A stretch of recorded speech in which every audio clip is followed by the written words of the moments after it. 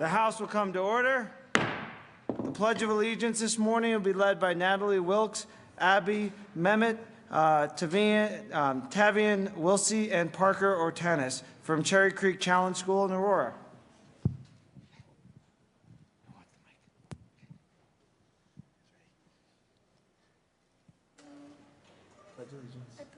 I pledge allegiance to the flag of the United States of America and to the republic for which it stands, one nation, under God, indivisible, with liberty and justice for all.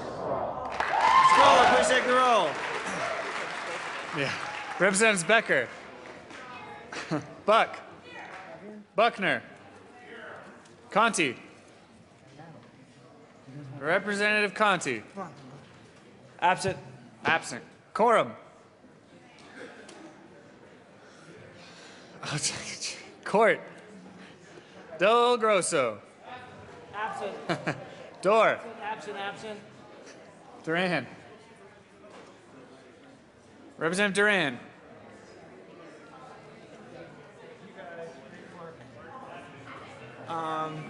She was just here. Absent. Absent. Everett. Exum. Fields. Fisher. Foote. Garcia. Gardner. Giroux. Janal. Representative Janal.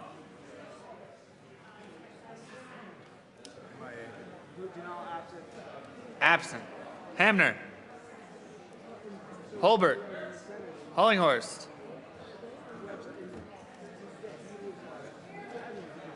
I gotcha. Present. Humphrey. Joshi. Kagan. Kraftarp. Labuda. Landgraf. Lawrence. Lebsock. Lee. May. McCann. Representative McCann. Representative Duran is present. Representative Janal is present. Representative Conti is present. Representative McCann. McCann.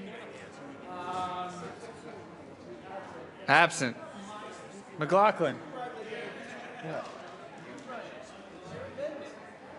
Oh, I got it. I'll just let it pass. McNulty.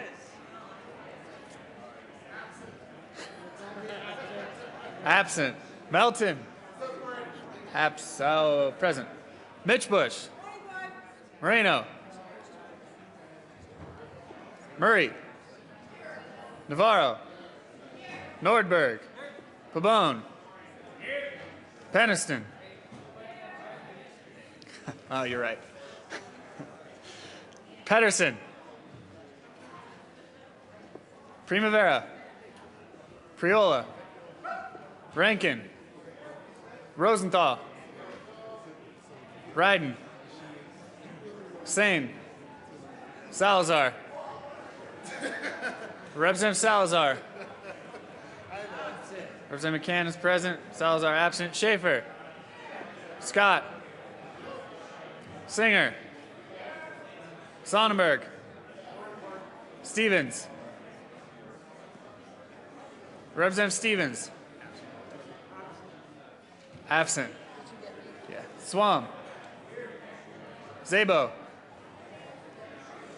haven't heard her today yet. Yeah, me neither. Representative Zabo. Yes. Did get it at a thrift store. It's barely good enough to eat. Let's do a collection. He's got a little lice. He's got a little blanket in Got 9 months. Zabo absent. Thank you. Tyler. He wore that same jacket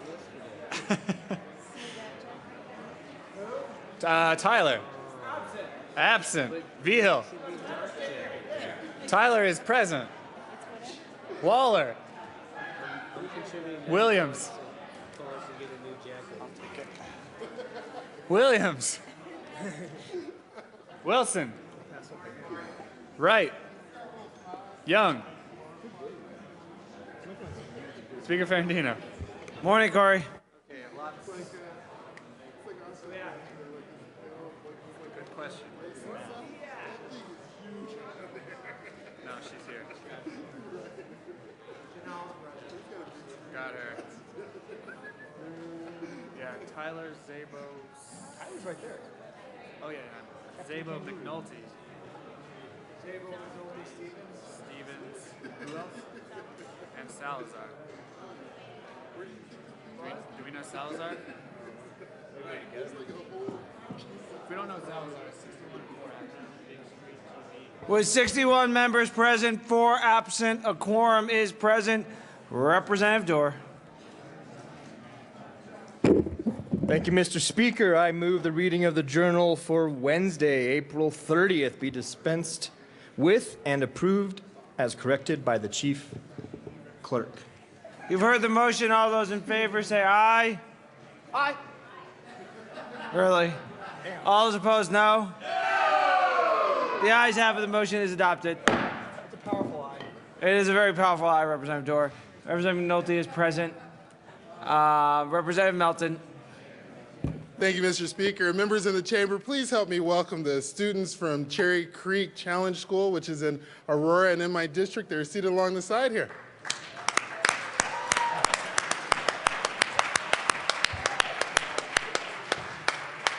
Representative Rosenthal.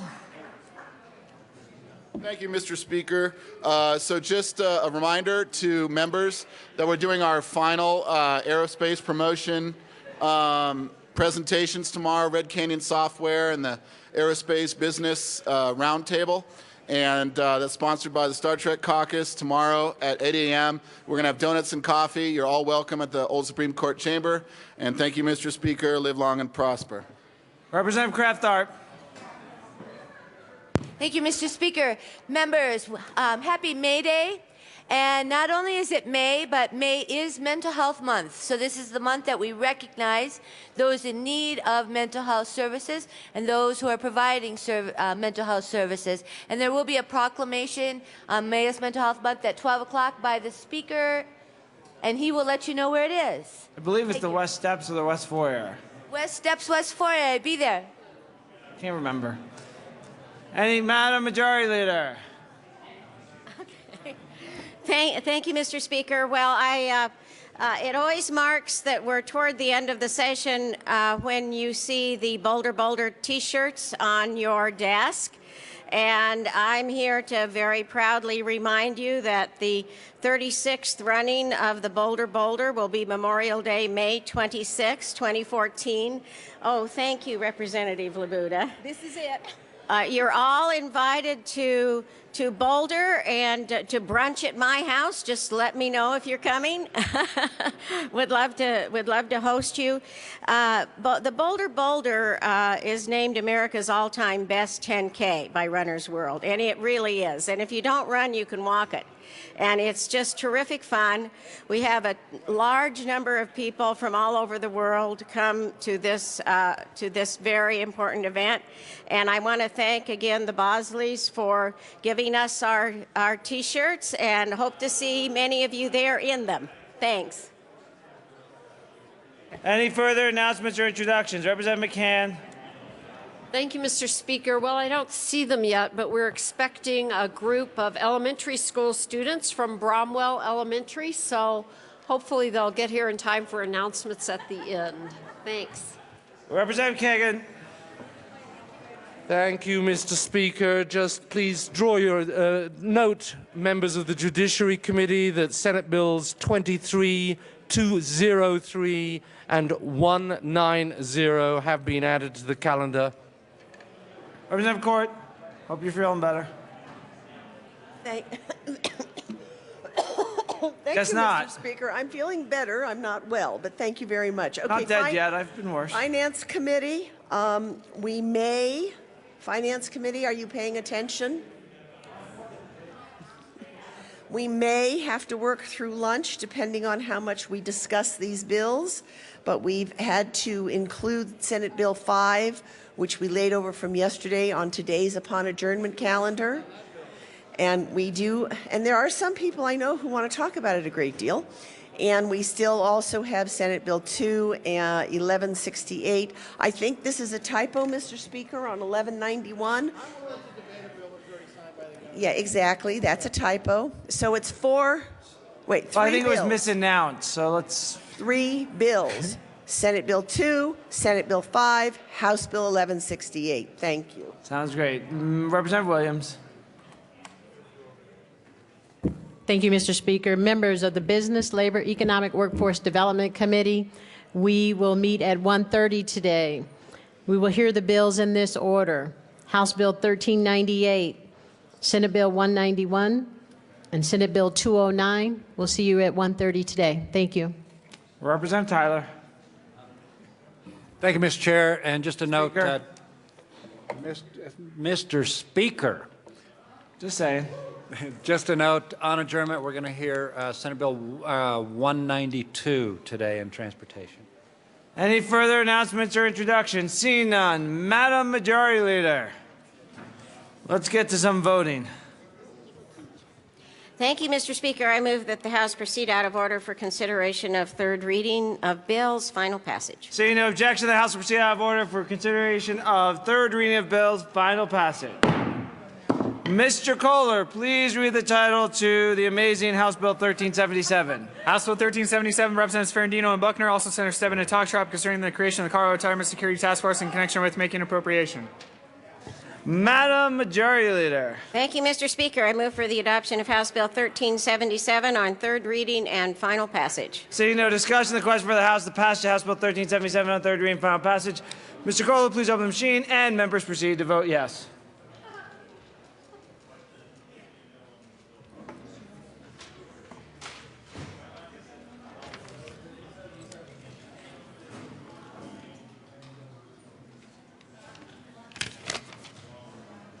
Representatives Court, Lebsack, Salazar, Pabon.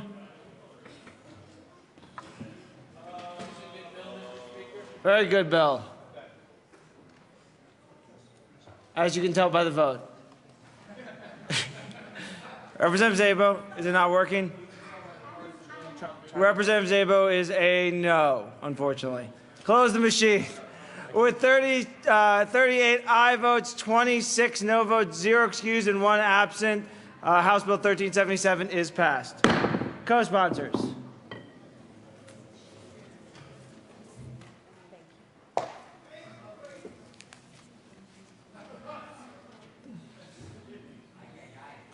Close the machine. Mr. Kohler, please read the title of Senate Bill 46. Senate Bill 46 by Senator Nicholson, also Representative Exum, concerning grant program to increase local firefighter safety. Madam Majority Leader. Thank you, Mr. Speaker. I move for the adoption of Senate Bill 46 on third reading and final passage. Mr. Minority Leader. Thank you, Mr. Speaker and members. I unfortunately am going to have to urge a no vote on Senate Bill 46. I think it's kind of unfortunate that we're playing politics with the safety of our firefighters. There was several attempts yesterday to say that we can make this a bipartisan bill. We had several attempts to put amendments on to say you would probably almost get a unanimous vote out of the House if you were to change the funding source. But my thought process is, well, we won't change the funding source. We will make it look like Republicans are voting against firefighter safety, which couldn't be anything further from the truth. The reality is we heard argument after argument, and even going back to committee where I heard this bill in one of the committees that it went to, that yes, this was supported by CCI and CML, but they did not support the funding source. That has been the argument all along, is the funding source, not the merits of the bill. But there has been blatant disregard for that funding source for some reason we want to protect the precious general fund and not use general fund money for something like public safety. I know that sounds like a crazy concept for people here, that we would use general fund dollars for public safety, and for the life of me, why we wouldn't want to use general fund dollars for public safety still continues to baffle me today. This federal mineral lease money is supposed to go to offset the energy impacts for local governments. And yes, this money has been diverted for the last couple years for something else, but that doesn't mean that it was right the last couple years that it was diverted. And we have a chance to rectify that wrong with this bill and say no more. We're going to allow this money to go back to the local governments the way that it was intended to do. And we can actually use general fund money for something crazy like public safety. But there's been absolute refusal by the majority party to even entertain any other funding source at all. And for that reason, I urge a no vote on Senate Bill 46. Representative Giroux. Thank you, Mr. Speaker. Members, Representative Pabon reminded me yesterday that the bill that used these dollars last year that I voted for, and I believe I was even a co-sponsor of that bill. And I appreciate him reminding me of that, because quite honestly, it reminds me of all the different votes I've taken since I've been down here in the last 6 years, because I've taken dollars from the Federal Mineral Lease Fund to balance the state budget. I've taken dollars from the Federal Mineral Lease Fund that should have gone to counties, because I've been pledged with the responsibility of taking care of human services in the rest of the state. So to say that we've never done this before, I think we all know that we have done it before.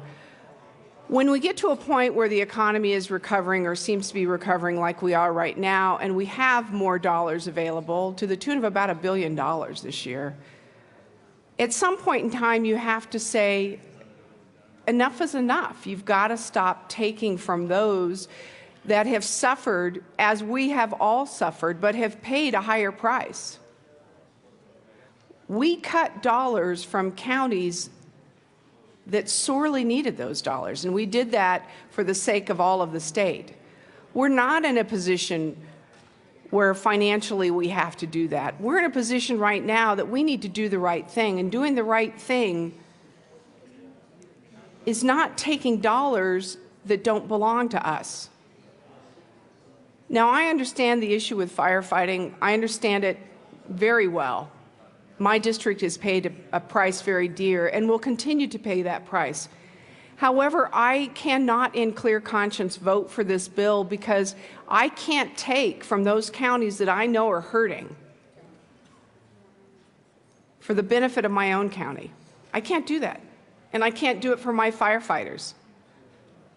And I love those men and women. They're wonderful people.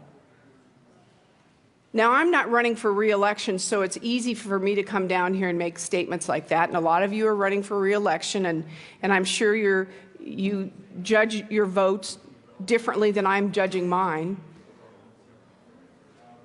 But I'm asking you to do the right thing. We tried to do the right thing on amendments, and we didn't make any progress.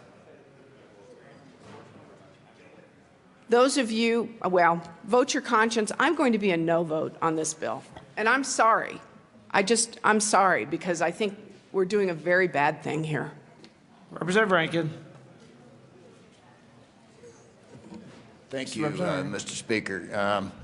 You know, this is a great way to turn a good bill into a bad bill. I mean, and the funding is important. You know, we can't always just talk about intent. We have to talk about how we do things, too. You know, the federal statute 1920 is clear. The Colorado statutes are clear on how federal mineral lease monies are intended to be spent. There is no mistake on what was intended. Now, it's true that in the past few years, and maybe quite a few years, there have been federal lease monies perhaps in excess of what counties needed or had to have. That's not going to be true.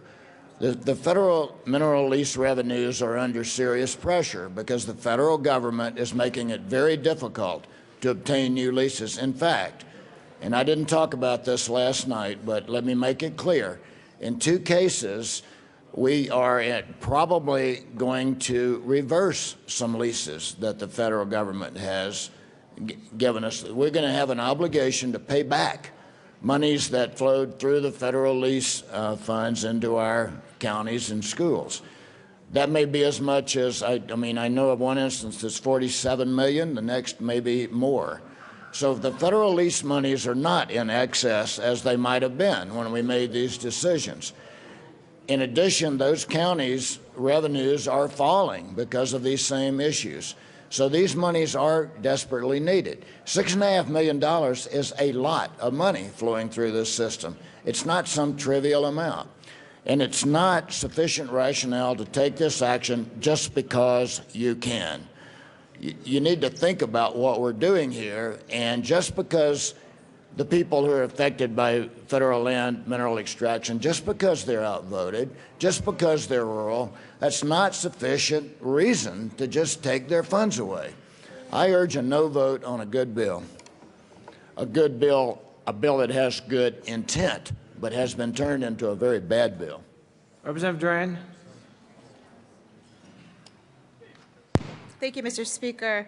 And I rise in support of this bill. I didn't say much yesterday. I listened to a lot of the discussion around the funding source, and it is an interesting argument indeed with regards to the argument that is being brought forward as to why this funding source is not good, especially when there's precedent.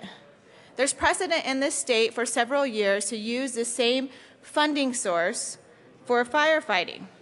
But what is even more interesting to me is that this bill passed the Senate with strong bipartisan support. Strong bipartisan support. Now, what has changed from the time that it came to the Senate to the House, I do not know. What has changed in terms of this funding source that is just so different, it's so outrageous, when there is precedent in this state that we have used this funding source for the same and similar efforts in the past? I don't know. I don't know what this is about, because arguments are just not adding up. Now, yesterday we saw an amendment, and we've heard arguments today that this money should be coming out of the general fund. And arguments made that it should be coming out of the general fund because if you take it out of the fund that is currently in the bill, then you're going to be taking money away from the counties. You're going to be taking money away from education. Well, you use the general fund dollars go towards education. General fund dollars go towards help backfilling issues with the counties. General fund dollars are used for all of these other sources. So that argument, again, just does not add up. I ask for your support of this bill. Thank you. Madam Speaker Pro Tem.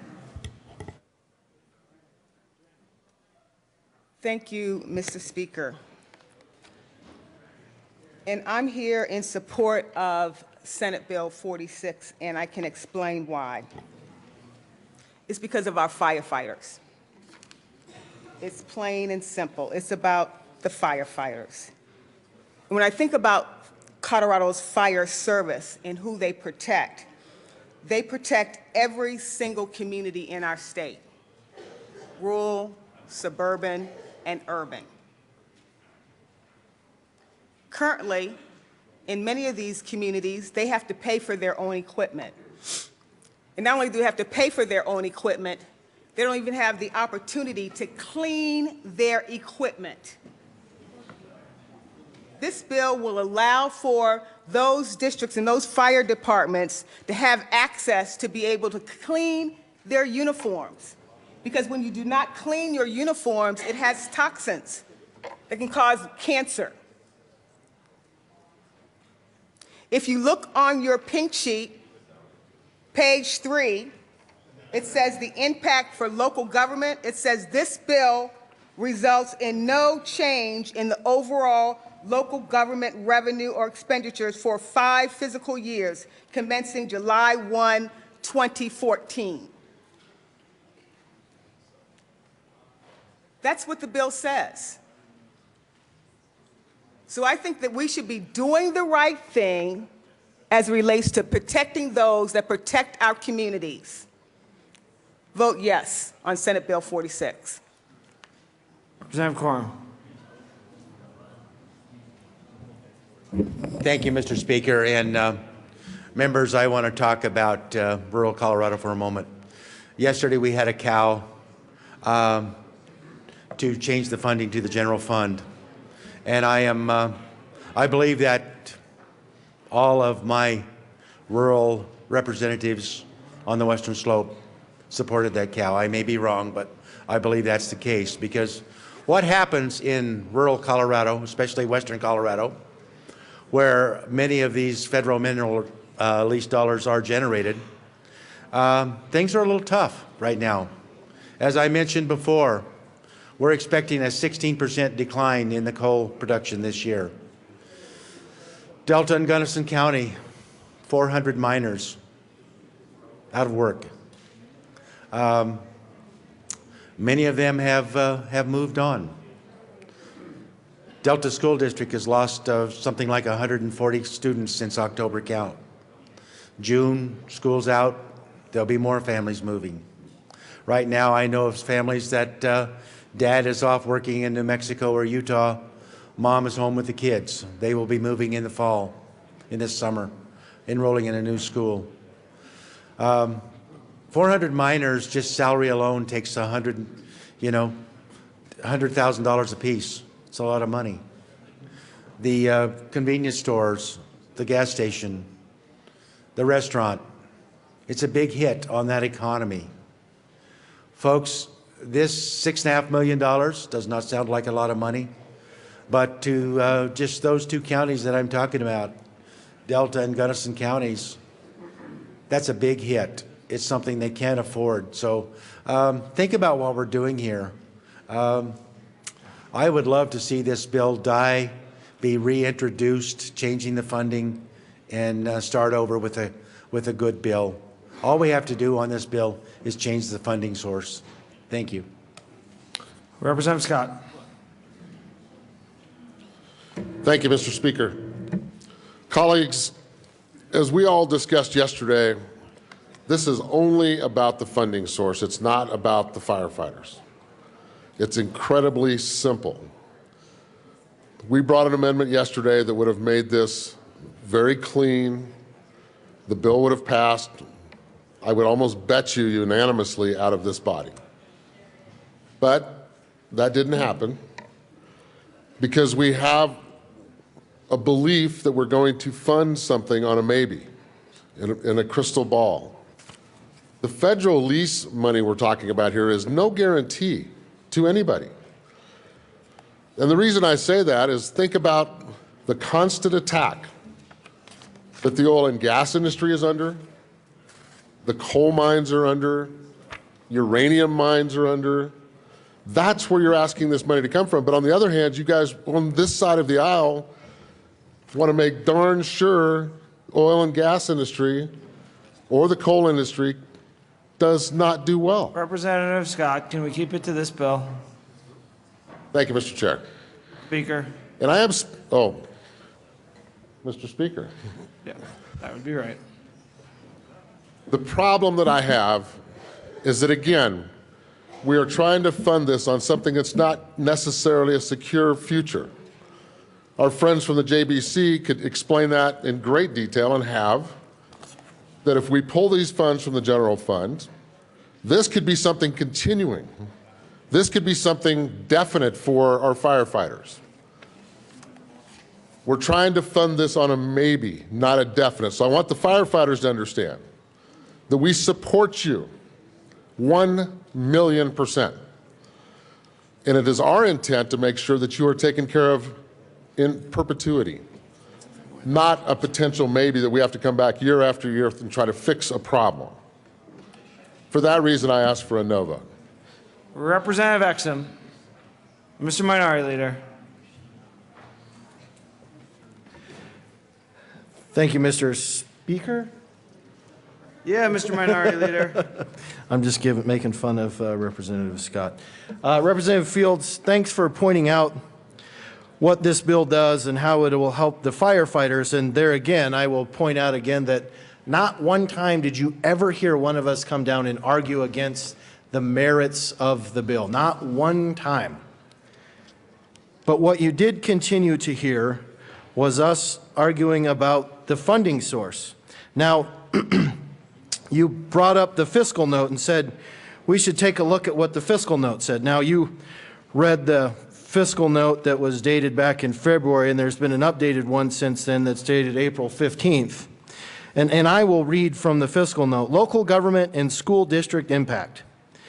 You're right, it says the bill results in no net change in overall local government revenue or expenditures for the 2 fiscal years commencing July 1st, 2014. Correct, but you left out the key, however. In those years, the bill reduces by $3.25 million the total amount of FML available for energy impacted grants and direct distributions to local governments. You also left out the fact that it says counties, municipalities, and school districts that benefit from the FML fund will experience proportional reduction in revenue and expenditures associated with those distributions. So I think that was key when you were down here saying, well, the fiscal note says that these local governments and school districts won't be impacted. If we stop there, then that sounds great. But when you continue on with the however, well, that definitely tells a different story. Now, in fairness, I'll continue to read what the rest of it says, that there could be an increase to some of those local districts that receive some of these grants from the FML funds. But overall, proportionately, these counties, municipalities, and school districts are going to see revenue reduction. And there's no reason why that has to happen. We can take this money out of the general fund. This is public safety. And if we can't use general fund money, the tax dollars that people pay in here for public safety, what else can't we use them for? I understand there's a divide. I understand that we're trying to get you on a gotcha vote here. But the reality is I think it's sad that one party wants to try to play politics and try to get the other side with a gotcha vote. Mr. Minority Leader, to the bill. Thank you. On something as important as firefighter safety.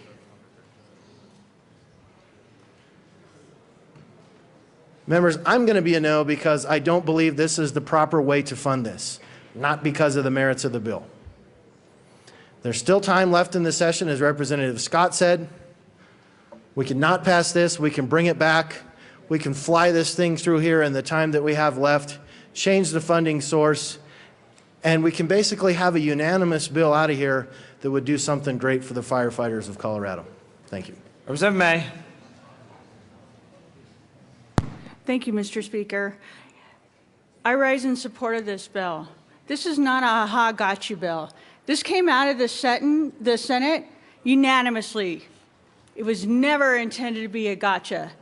We have used this money for fighting fires for years. All we are doing is saying instead of do it this way, we want to use it for grants for small, rural firefighting departments so that they can purchase equipment, they can clean it. They never received the $3.5 million. It's a loss if you received it. It's a net gain to zero if it's still the same, but you're redirecting it in a different way. Now, there is no guarantee in this House that general fund, cash funds, federal funds, or any other type of funds is a guarantee.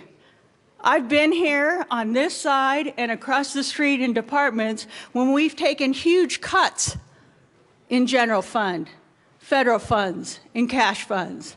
To stand up here and make the argument that if we moved it to a different funding source, there's a guarantee that it will be there, is not a factual statement. What I'm saying is that this funding has been used in this manner for years. It was never some political gain. I would never do that with the fire departments. To sit there and accuse us of that is incorrect. This is just a simple change of how the money's being used. I ask for a yes vote. Representative Giroux.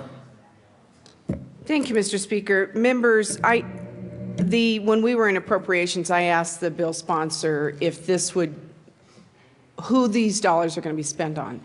And he said these dollars are available for everyone across the state. So to say that it's only going to be used by small rural firefighters or fire stations, we know that's not true. That's not the way the bill is written. Also, members, you need to know that when we're asking for general funds, all we're saying, the argument that we're making, is the state is doing better. Our budget is much better than it was last year. So stop taking away dollars that have been promised for other uses. That's all we're saying. That's all we're saying. And again, I said, this is one of those bills you need to vote your conscience. I respect every member of this body, but I can't vote for the bill the way it is right now. Now, I also admitted to you that I took dollars from the Federal Mineral Lease Fund when I was serving on the Joint Budget Committee in years past, and we were in a recession. We're not in the financial situation we were then. We're in better shape. And when you're in better shape, it gives you an opportunity to do the right thing. Taking the dollars from federal mineral lease funds that belong to counties and using it for a program that's going to benefit everyone across the state. And I believe, I could be wrong, but I believe that Representative Wright said yesterday that there are 40 small firefighting out of the 288 or 280 across the state. Those 40 are within those counties that should be benefited from the federal mineral lease dollars. So we know that other firefighters are going to benefit from federal mineral lease dollars. That's all we're saying. It's really very simple. Vote your conscience. I'll be a no. Representative Exum.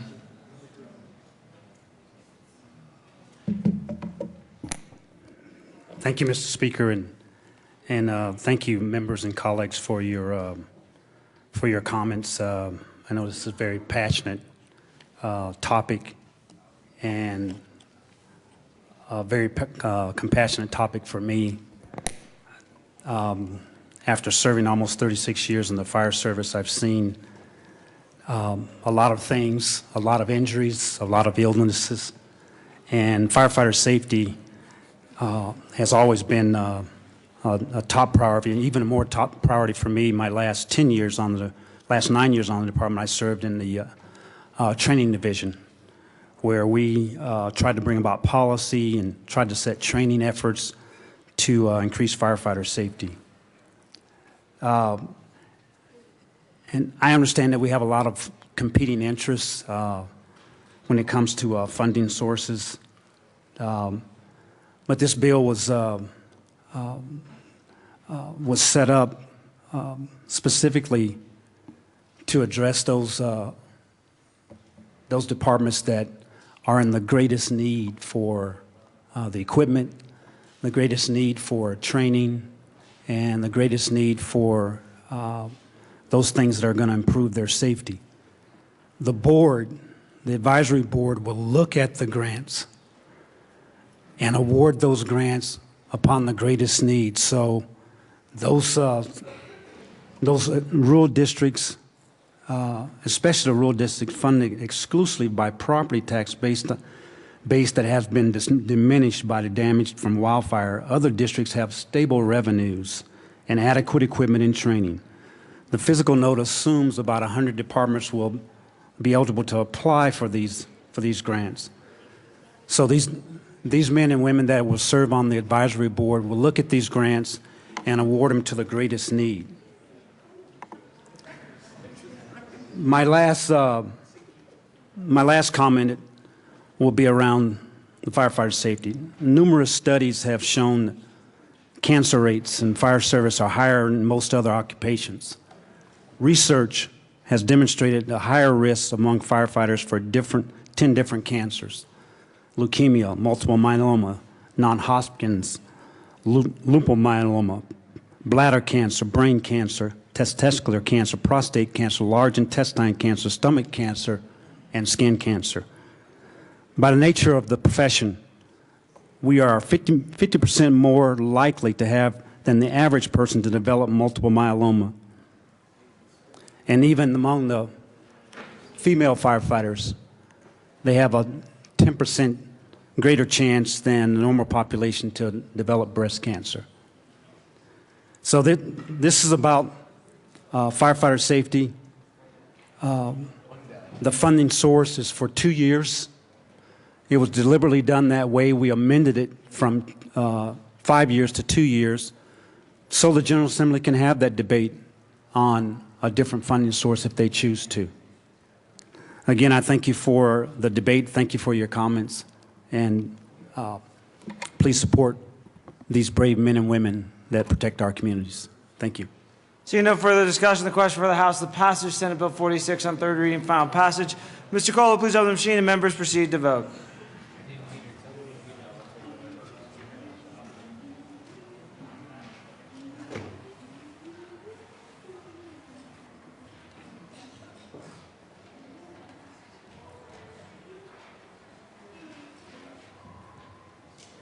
Representatives Conti, Sonnenberg.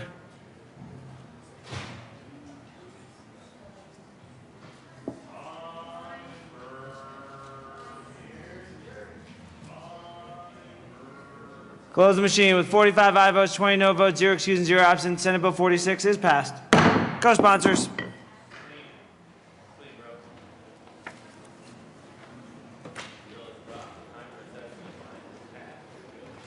Close the machine. Mr. Colo, please read the title of Senate Bill 50. Senate Bill 50 by Senator Aguilar, also Representative Moreno, concerning financial assistance to Colorado hospitals in connection with making and reducing appropriations. Madam Majority Leader. Thank you, Mr. Speaker. I move for the adoption of Senate Bill 50 on third reading and final passage. Representative McNulty. Thank you, Mr. Speaker. And colleagues, I know that this happened fairly quickly on second reading yesterday, but I did want to share with you a conversation that Representative Moreno and I had after the bill was heard in committee. I was a no vote in committee on this bill, mainly because it just there were a few things about it that just seemed incongruent. The fact that it was that the legislative language was handpicking legislators to serve seemed a little bit odd, and the fact that the commission, the task force, wasn't sunsetted was problematic in committee. Representative Moreno had committed to work on those issues, and he did address those issues. So with the bill as it's amended, though I was a no vote in committee, I will be a yes vote on third reading. Representative Moreno, thank you for your work on this bill, and thank you for helping to address those concerns. Representative Swam.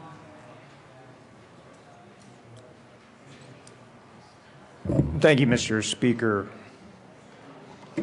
Members, I also was in committee when this bill was heard. I was a no, and I remain a no. I want to mention a couple things that happened yesterday when we debated the bill. Representative Joshi offered an amendment saying that the hospital bed tax should be included in the financial disclosure information that is provided to patients. The amendment was initially resisted as not fitting under the title. Well, the majority party's own chair determined that it did fit under the title. So it is a legitimate issue for discussion.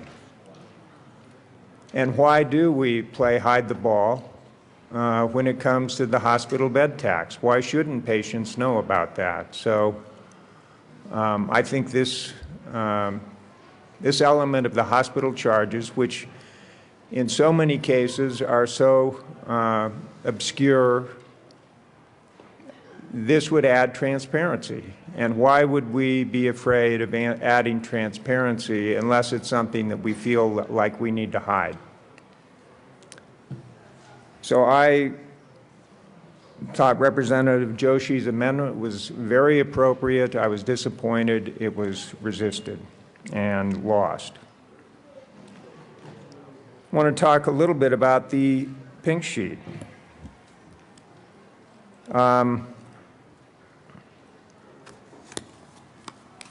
Again, the bill says, talking about hospitals must alert patients on each billing statement of various financial information, including this program. So I think it was, again, Representative Joshi's amendment was not only appropriate, but was needed. So I think that was not a step in the right direction on this bill. And then finally, I want to say I don't think this program is needed at all. And it drives a expenditure of over $55,000 and creates a new bureaucracy of almost a full FTE. Why isn't it needed? Let me tell you why it's not needed. Folks, hospitals have plenty of incentives to figure out a way to get their bills paid. And under the Affordable Care Act, what can they do now? And again, hospitals want to get their bills paid. What can they do? Well, they have somebody show up in their hospital. They're not, let's say, for example, they're not covered by insurance. Well, under the Affordable Care Act, access is guaranteed. They can sign up for insurance right then. Furthermore, if they're eligible for Medicaid, they'll go through the whole process to find out whether or not this person can find some way of paying this bill. Medicaid, now with the Affordable Care Act, guaranteed insurance. The hospitals, it's not needed. I just don't believe this program is needed. We already have something in place. Show me what the problem is with the existing program. I'm not convinced there is a problem. So I urge a no vote on Senate Bill 50. Thank you, Mr. Speaker. Madam Assistant Minority Leader. Thank you, Mr. Speaker. And I agree with Representative Swam and Representative Joshi on his amendment. Whenever we have transparency and we give the consumer all the information that we have, it empowers the consumer. It gives them power to know what they've paid, what the costs are.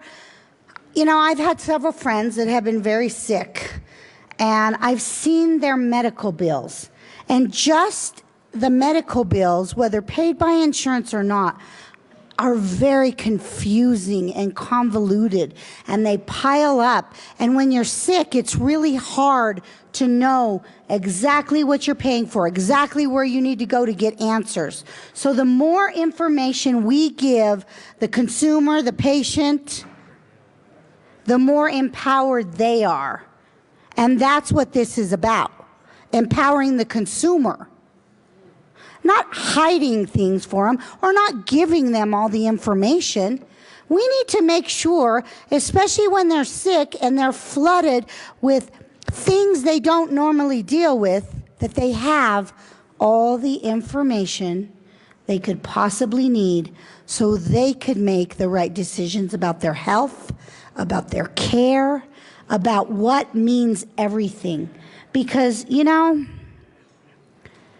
you could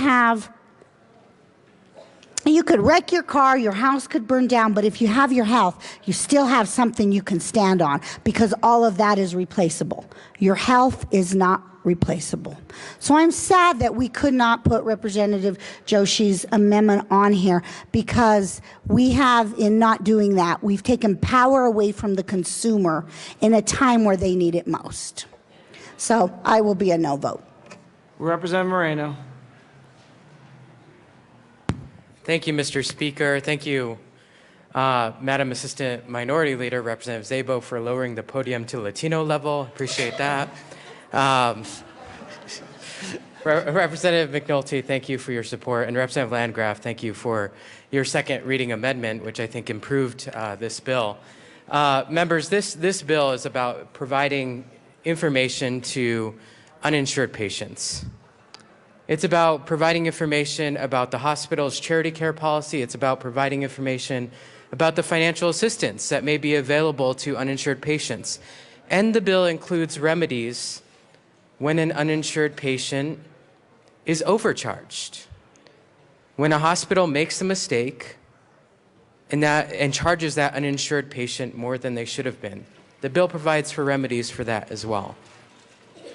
This is about making sure that the most vulnerable people in our communities, those that may be uninsured, have the information and the remedies that they need to get good health care. With that, I ask for an aye vote. Seeing no further discussion, the question for the House to pass Senate Bill 50 on third reading and final passage. Mr. Cole, please open the machine and members proceed to vote.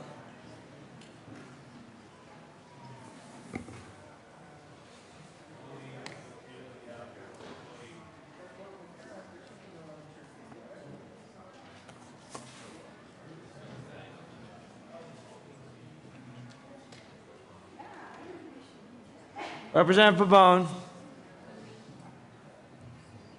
Close the machine. With 44 aye votes, 21 no votes, 0 excused, and 0 absent, House Senate Bill 50 is passed. Co-sponsors.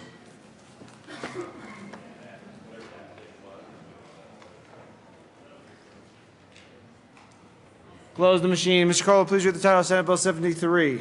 Senate Bill 73 by Senator John, also Representative Duro, concerning state income tax credit for the environmental remediation of contaminated land in the state in connection with making and reducing appropriations. Madam Majority Leader. Thank you, Mr. Speaker. I move for the adoption of Senate Bill 73 on third reading and final passage. Seeing no discussion, the question for the House of the passage is Senate Bill 73 on third reading and final passage. Mr. Kohler, please open the machine and members proceed to vote.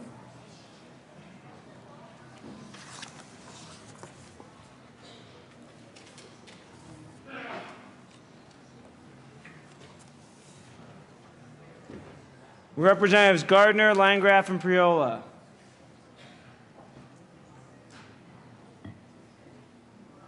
Close the machine. With 55 aye votes, 10 no votes, 0 excused, and 0 absent, Senate Bill 73 is passed. Co-sponsors.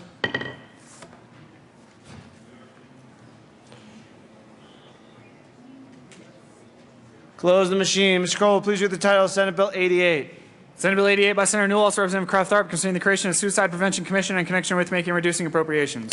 Madam Majority Leader. Thank you, Mr. Speaker. I move for the adoption of Senate Bill 88 on third reading and final passage. Representative Swam. Thank you, Mr. Speaker. Members, obviously this is a very serious problem. We heard testimony in committee that Colorado is one of the states hardest hit by suicide. So there is no question that we have a problem. The question is, can we solve the problem with this particular approach? My concern is that we're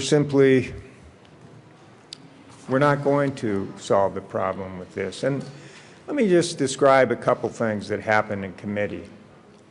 We had the fellow, his name, I believe, Hinman. Mr. Hinman came in and testified. He's the head of the Office of Suicide Prevention with the state right now. They've been in existence for about 10 years. It's a one-man shop.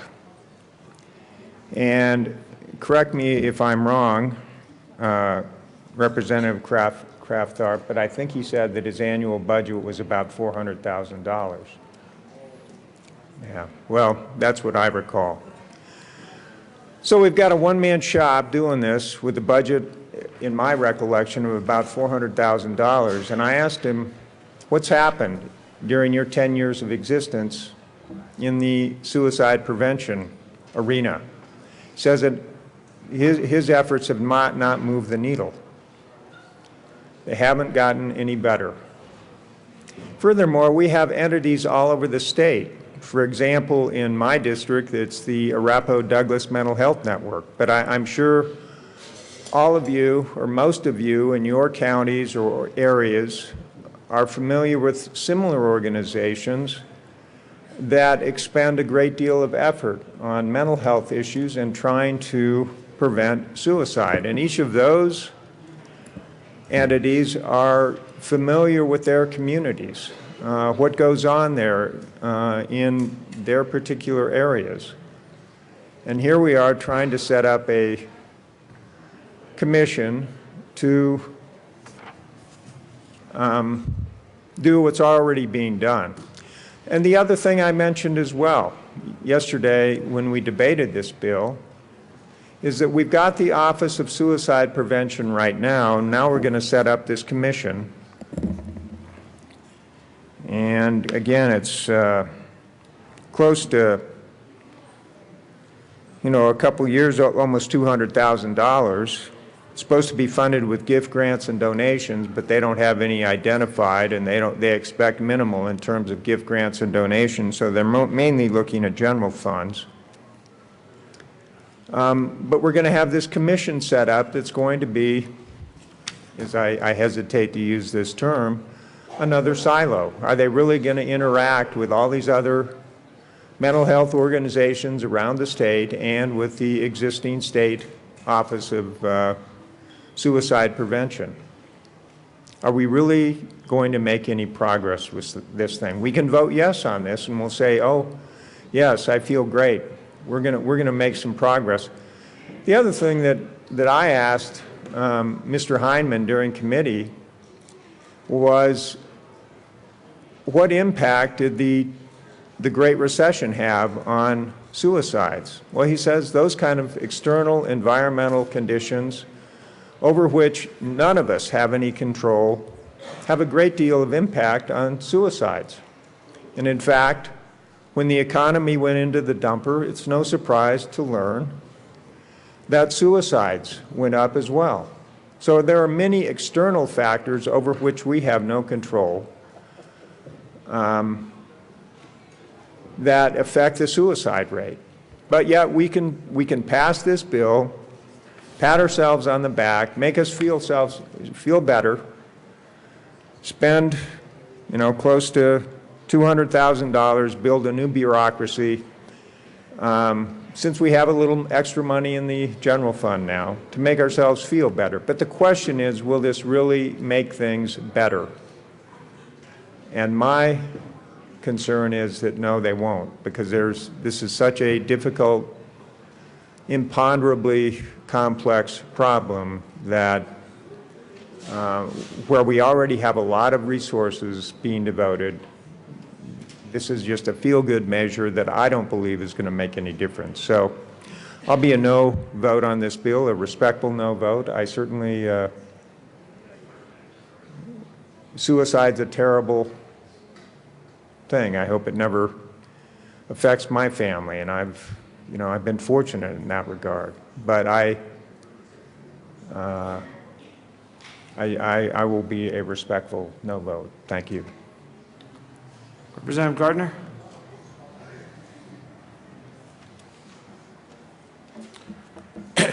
Thank you, Mr. Speaker, and good morning.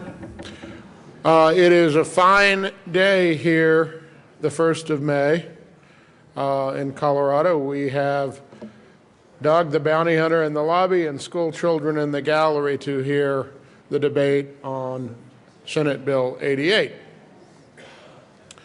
And it is an important bill and an important lesson for those who come to watch us here as we vote on these bills. This bill has a title, it has a short title of Suicide Prevention Commission. No one should be against that. No one should be against that. Unless, of course,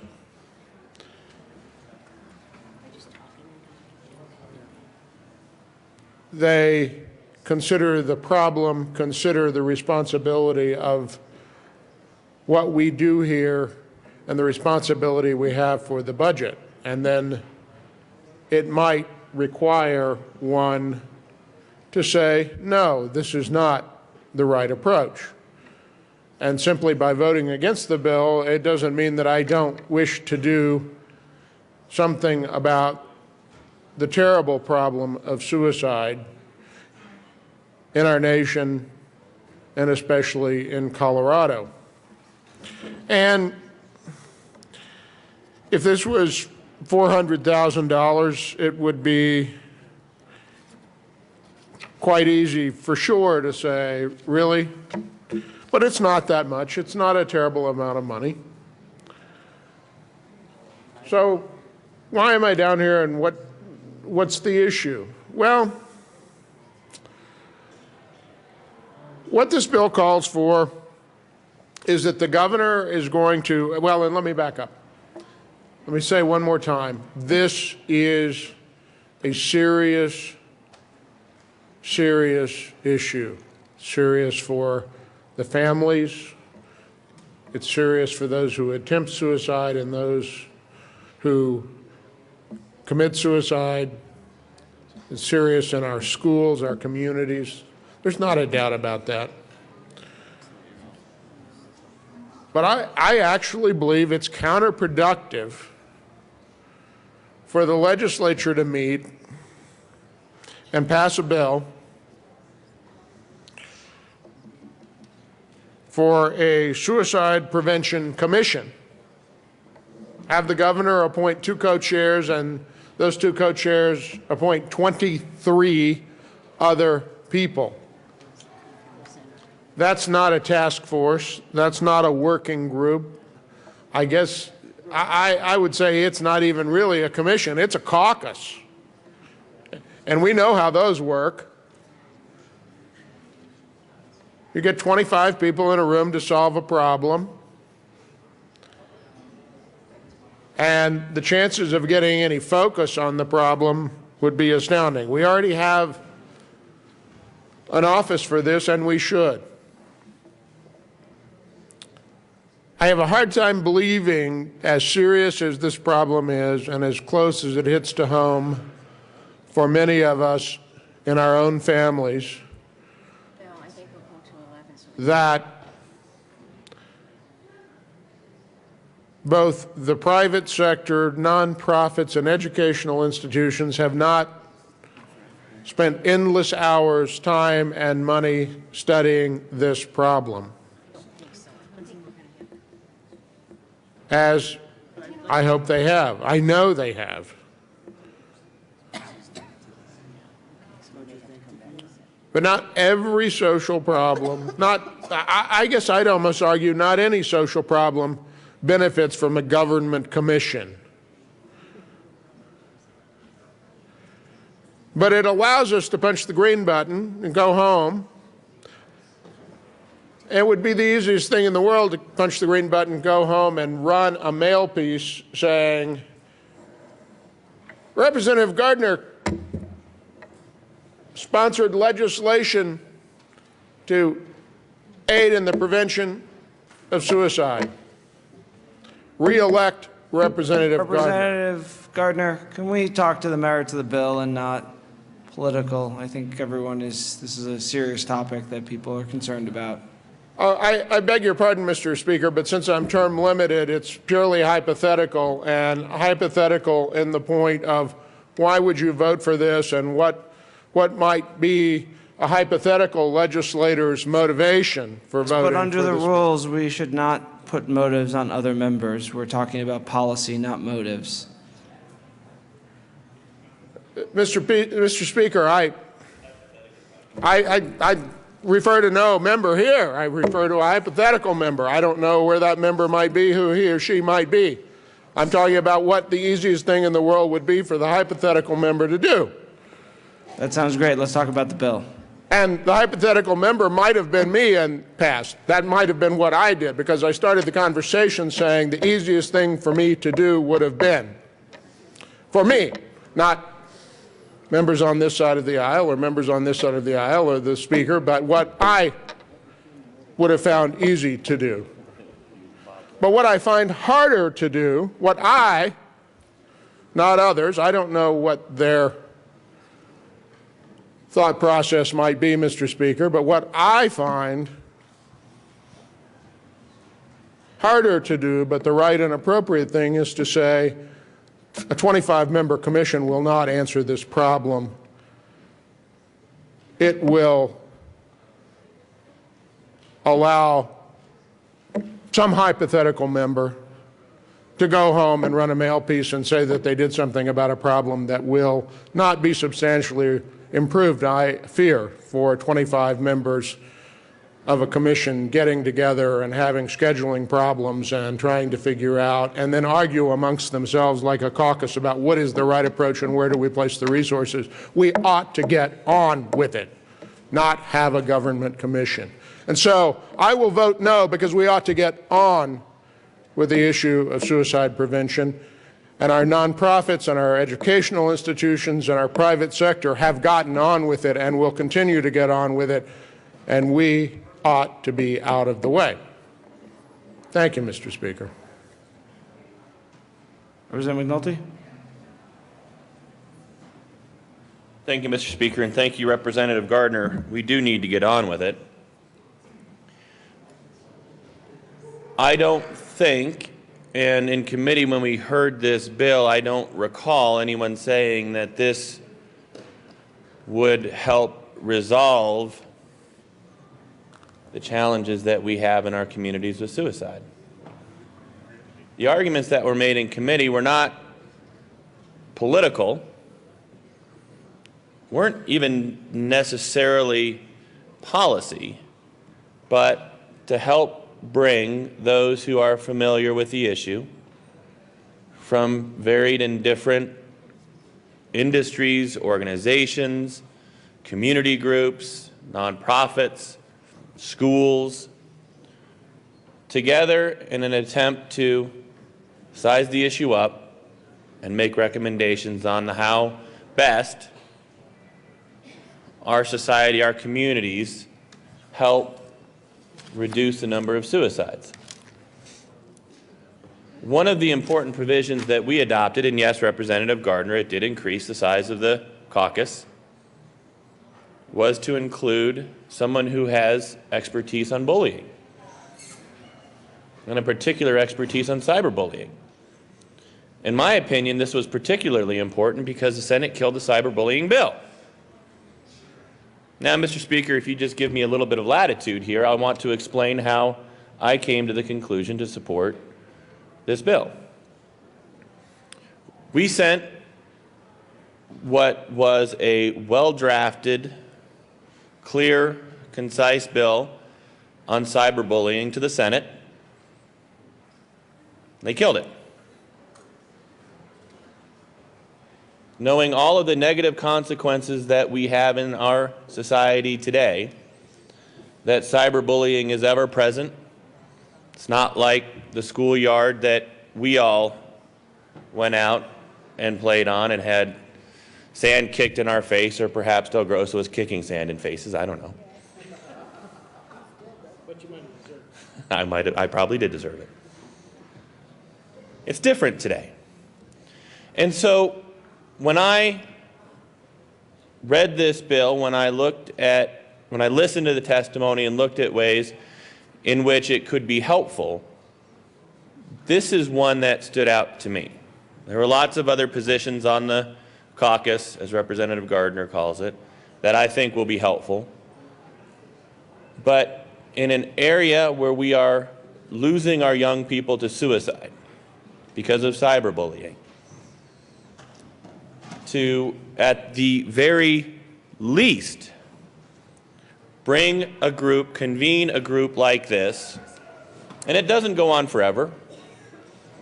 This isn't one of those things that continues for an indefinite term out into the future. There is a sunset. To bring those people together to get their best advice, their best thinking on how we combat this. Now, I think Representative Fields' bill should have passed the Senate, should have been signed into law by the governor, and I think that lives would have been saved if that had happened. The Senate was wrong to kill that bill, and frankly, I think we were wrong to not bring it back up and send it back to them again to give them a second chance to get it right. That didn't happen either. So we do have an opportunity to address at least a part of this, and that is to help bring smart people together, allow them to bring their ideas to the fore, and hopefully, over the next couple of years, we will have better ideas on how we address this issue, how we move forward, and how we help our friends, neighbors, their children, God forbid our own children, deal with this issue in a way that's not harmful to us, not harmful to them, and not harmful to others. That's why I'm voting yes on this bill. Representative Kraft-Tharp. Thank you, Mr. Speaker. Thank you, members. I really want to thank those people that came up and spoke on this bill, because we need to start talking about this. We don't agree on the solution. We don't agree on the direction, but we need to be having this conversation, because this is a serious problem here in Colorado, and we need to find the solutions. We need to try things that are good for us here in Colorado, and it's through this conversation, through some of us disagreeing, through some of us questioning, that we're going to be able to find that. Representative Solom, I told you in committee, I thought you asked great questions, and I appreciate you sharing those questions here. And I'm sorry you won't be here next year to be able to ask those questions when they come back with their annual report. Your question around, is this going to be operating in silo? No, and that's what I think we heard in committee, is that this commission is going to be working very closely with our local communities. It's going to be working very closely with our Office of Suicide Prevention. This is an integrated, comprehensive approach about bringing people in, experts from local communities, bringing people in from around the state to be able to work together. But that is a great question, and I appreciate that. Your question, Representative Solom, around gifts, grants, and donations. This bill hasn't passed yet, so they haven't had the opportunity to be able to start raising gifts, grants, and donations. And our fiscal note in our bill allows them to be able to do that, to be able to bring in that public-private partnership, which we heard about in committee. Your question about the suicide office and their budget. The Office of Suicide Prevention, after you asked that question up here, I was texting and was able to get an answer through the marvels of... Hopefully you weren't doing that during third reading, because that would be a violation of the rules. But I was able to know that the budget for this is $384,000. That includes one staff member. That includes small grants to local communities to be able to try innovative approaches. So that was another good question. Representative Conte asked about the representative from the interfaith organizations. Yes. This, as we heard yesterday, part of this is around how do we bring in family, how do we bring in faith. Members, this is a serious problem. It takes serious solutions, and serious solutions come from bringing people together to work together to find out what works here best for us here in Colorado. That's what this bill does. I ask for your support. Thank you. Seeing no further discussion, the question for the House, the passage of Senate Bill 88 on third reading and final passage. Mr. Cole, please open the machine and members proceed to vote.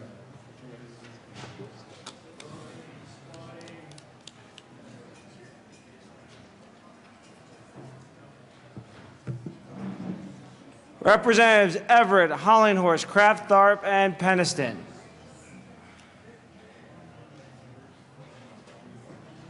Representative Peniston. Close the machine with 44 aye votes, 21 no votes. With 45 aye votes, 20 no votes, 0 excused, and 0 absent. Senate Bill 88 is passed. Co-sponsors.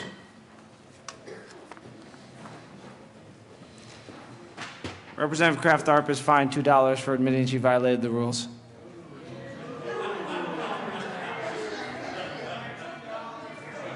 Close the machine. Mr. Cole, please read the title of Senate Bill 115. Senate Bill 115 by Senators Roberts and Schwartz, also Representatives Fisher and Coram, concerning procedural requirements applicable to state water plans in connection with making, reducing, and appropriation. Madam Majority Leader. Thank you, Mr. Speaker. I move for the adoption of Senate Bill 115 on third reading and final passage. Representative Coram. Thank you, Mr. Speaker. And as you all know, I don't often come down and talk on third readings, and I try to talk very little on second readings. It seems sometimes the best substitute for brains is silence, and so far that has worked for me in my 4 years here. But I got to tell you, I think this is, in the four years that I've been here, I think this is one of the bills that I am actually most proud of, because to me, water is Colorado's #1 resource. And how this bill came about is through the Colorado Water Plan. And as you know, I serve on interim water, And Interim Water was asking all summer long of how how the General Assembly fits in this. We weren't getting answers.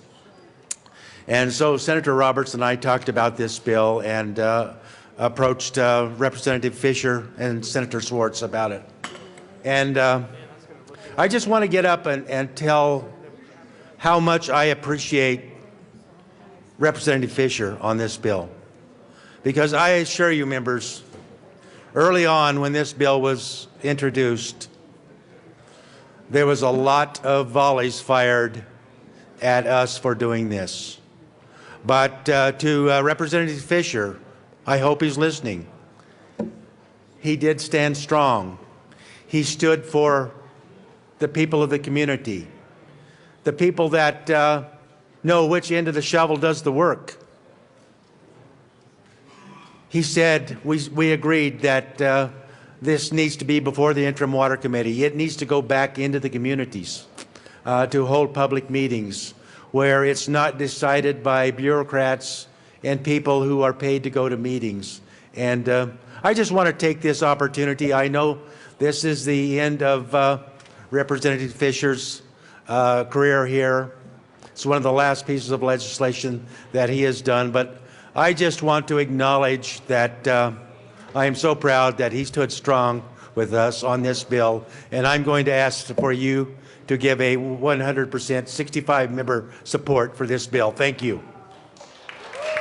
Members, I know we're going to, members, I understand we want to thank Representative Fisher, but we will do that at another time. Representative Sonnenberg. Thank you, Mr. Speaker, and I'll be brief. I know there seems to be some controversy in the Senate, so let me explain what happens if you don't pass this bill. Currently, without this bill, there's an executive order for a state water plan to be generated without any input from the Colorado legislature. What this does, even though I may believe it doesn't go far enough and we should have a bigger say, what this does and what Representative Fisher has done, and Representative Quorum, I believe, is also a sponsor, it says, look, you can have your executive order, we need a water plan, but we need to have our input as well. And so that's what this bill does. Remember, if you don't pass this bill, if you vote against this bill, you're authorizing the governor to utilize his executive order without any checks and balances from us. I'd ask for a yes vote. Seeing no further discussion, the question before the House is the passage of Senate Bill 115 on third reading, final passage. Mr. Kohler, please open the machine and members proceed to vote.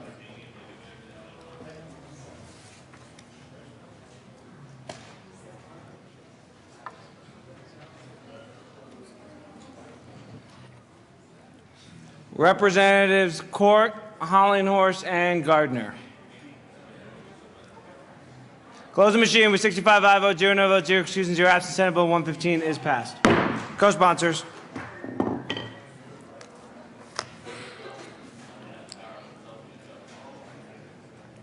Close the machine. Mr. Kohler, please read the title to Senate Bill 153. Senate Bill 153 by Senators Heath and Cadman, also Representatives Del Grosso and Hollinghorse, concerning compensation of members of the General Assembly appointed to and serving on state entities in connection with making and reducing appropriations. Madam Majority Leader. Thank you, Mr. Speaker. I move for the adoption of Senate Bill 153 on third reading and final passage. Seeing no discussion, the question. Representative Gardner.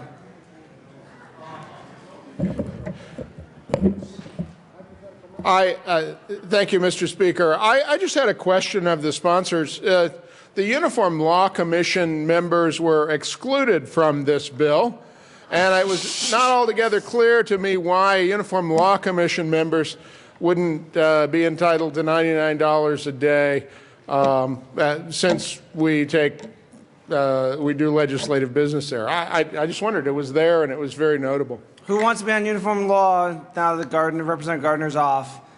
No one? Okay. Is there any actually response? Representative Gardner.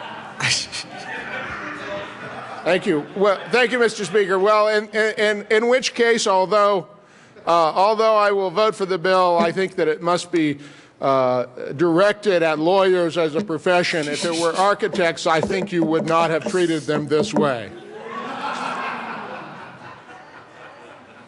And Representative Gardner, and I'll answer from here, I think the reason actually is because it doesn't have to be legislators. We were dealing with only when it was forced to be legislators versus anyone, and it could be legislators. So I think that's the answer to your question. Seeing no further discussion, the question before the House is the passage of Senate Bill 153 on third reading and final passage. Mr. Kohler, please open the machine, and members proceed to vote.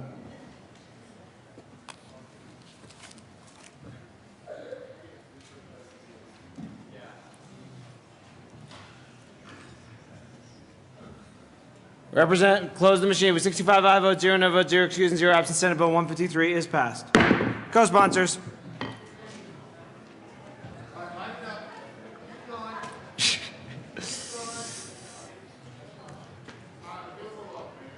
Close the machine. Mr. Kohler, please read the title of Senate Bill 166. Senate Bill 166 by Senators Carroll and Rivera, also Representatives Tyler and Garcia, concerning development of mobile application software in the Colorado Office of Economic Development that users may access to identify local businesses in connection with making and reducing appropriations. Madam Majority Leader. Thank you, Mr. Speaker. I move for the adoption of Senate Bill 166 on third reading and final passage. Representative Holbert. Thank you, Mr. Speaker. After the debate yesterday, probably no surprise, but I asked for a no vote. I continue to be concerned about how the contract either has or will be handled for the developer, the software developer who will create this app, not to be confused with applications that might be created as a result of this app.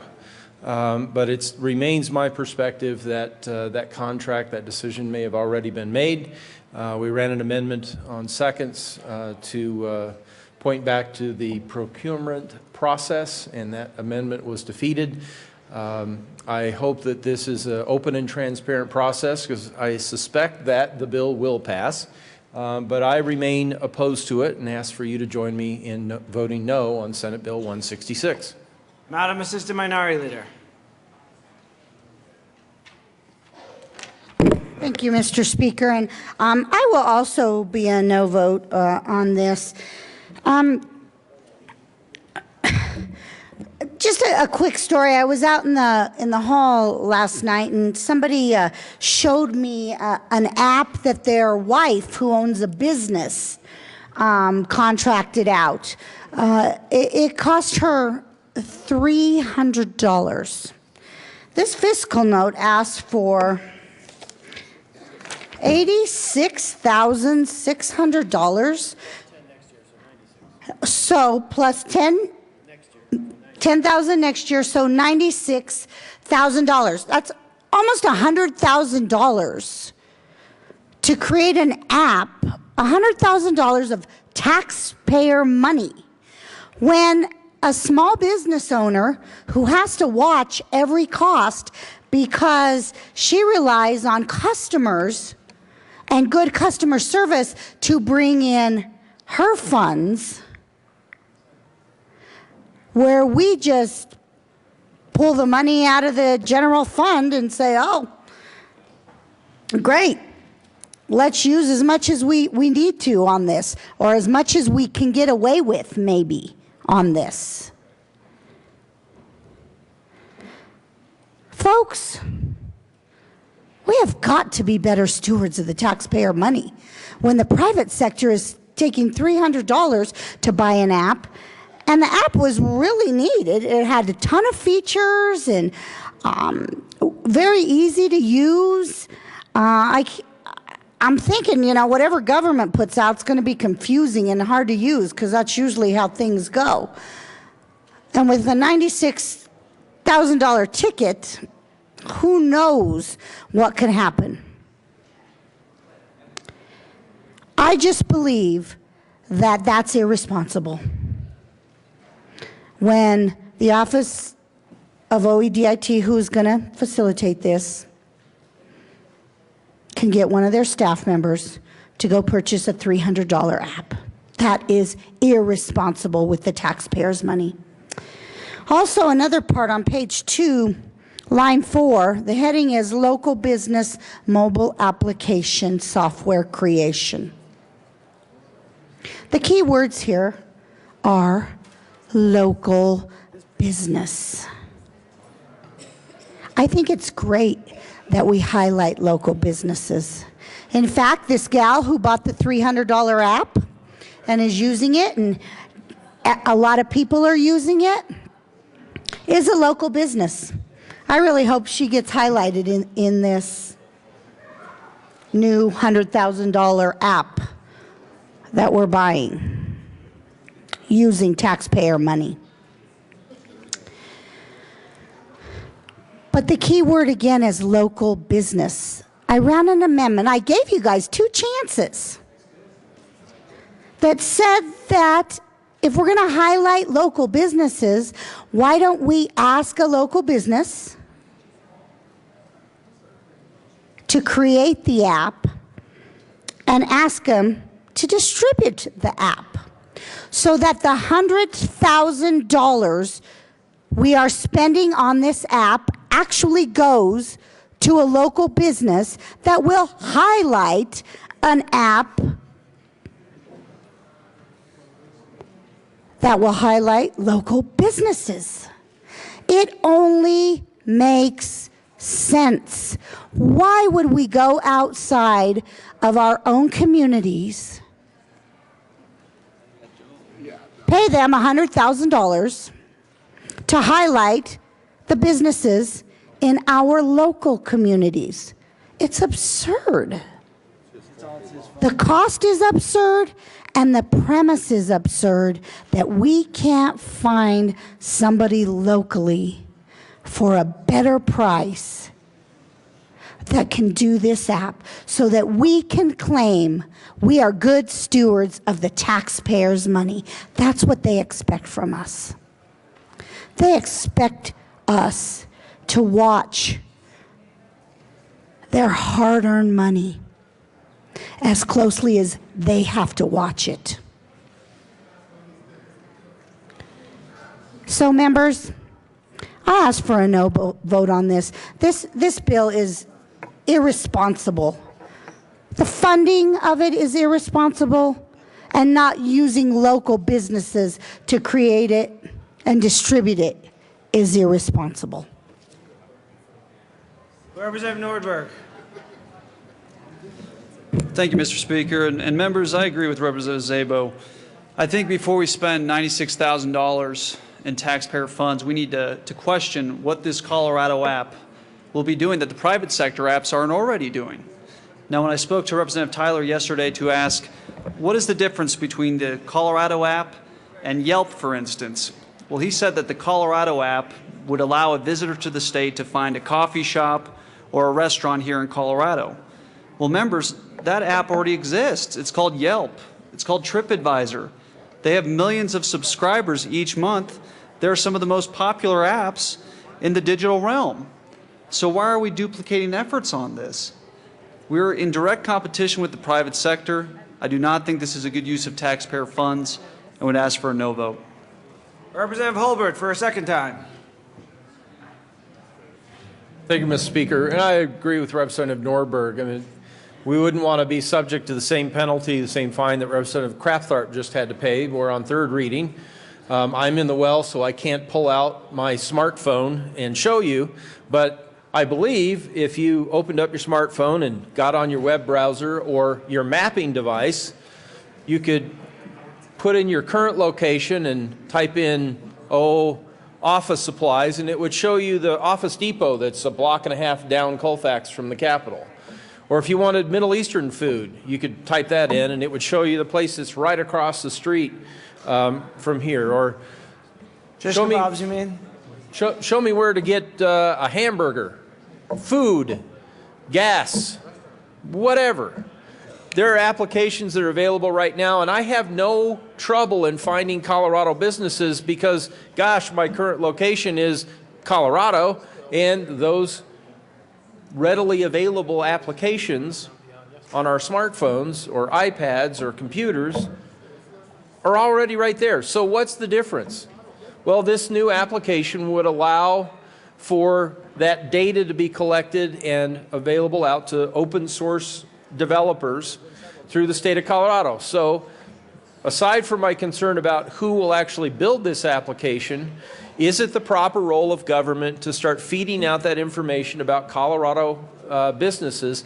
It sounds great to say, gosh, we're bringing more business, but I don't need an application to find any of those businesses. I already have it.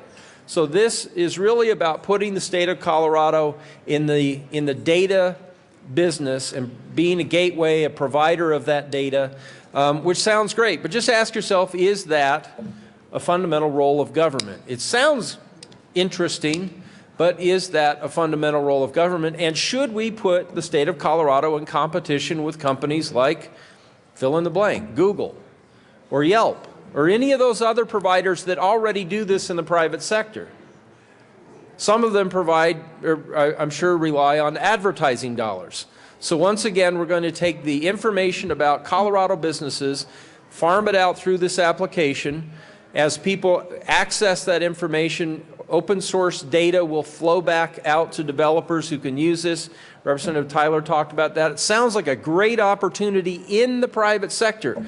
One of the things I have frustration with as an owner of a small business in Colorado is the amount of contact that I receive simply because my business is registered with the Secretary of State.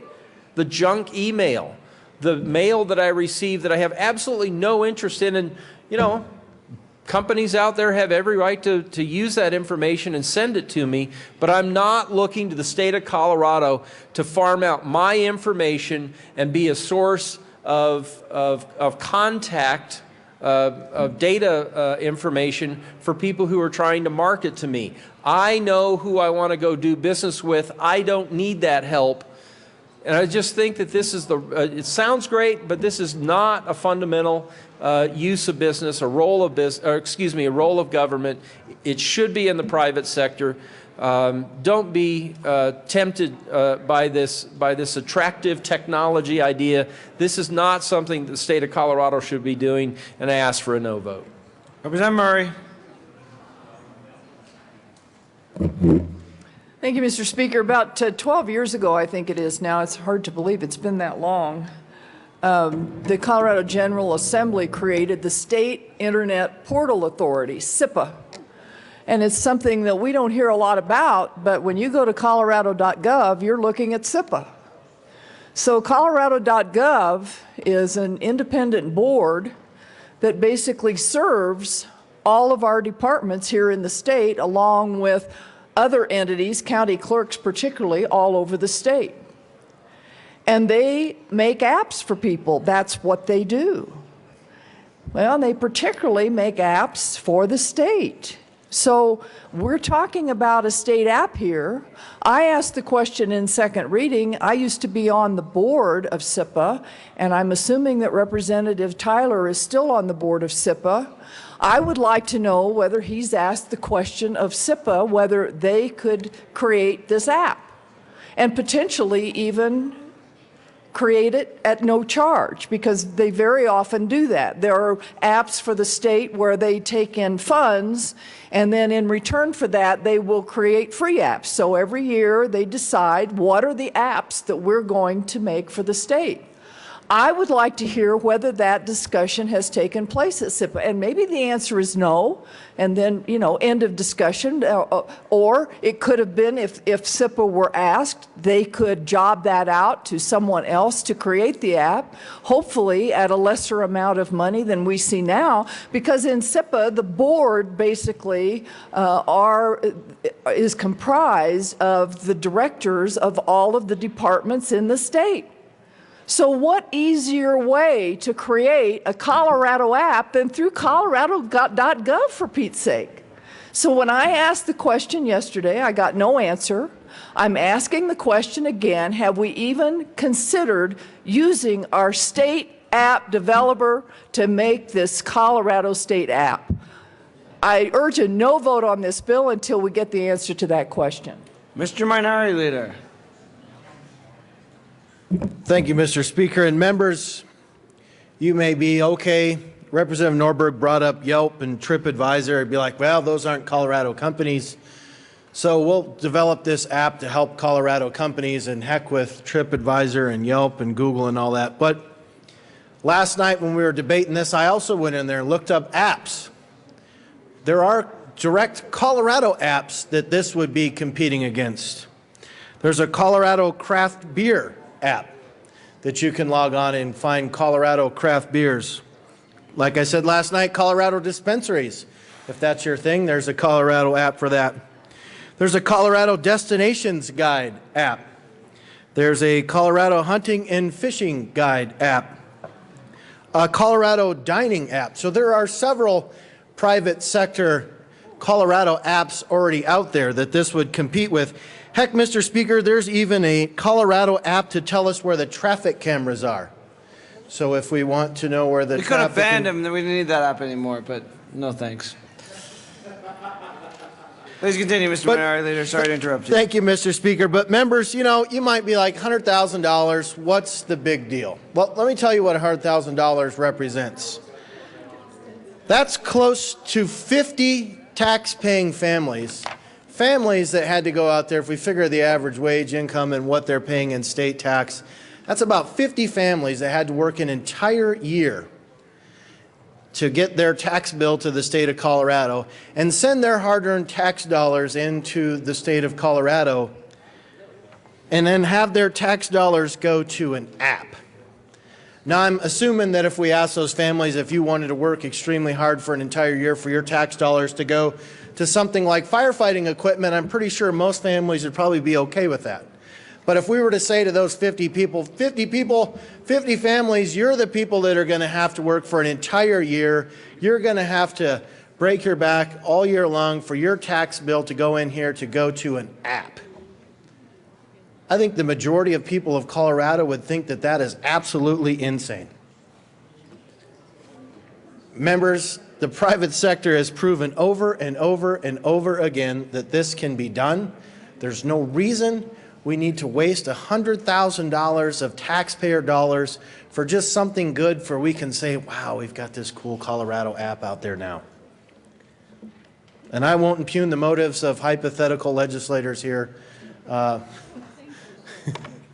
But I think that, quite frankly, this is a do-nothing bill that's going to be positive, and it only has a downside where it's going to be competing against all these other great apps that the private sector has figured out a way to do it without $100,000 of taxpayer money. So I urge a no vote. Representative May. Thank you, Mr. Speaker. And I just want to know if we can develop an app for Bratner Elementary School that's here in the lobby. So it's the first time I've ever been here, and they've been here. So. Representative May is fined $2. Thanks. Representative Szabo? Yeah, I want to speak. Okay. Thank you, Mr. Speaker. And maybe the school up there could probably come up with a more responsible price on an app. And that would greatly be appreciated. Folks, I just want to reiterate this. There is no reason we need to spend almost $100,000 on creating an app and not even using a Colorado company to do it in a Highlight Colorado business app.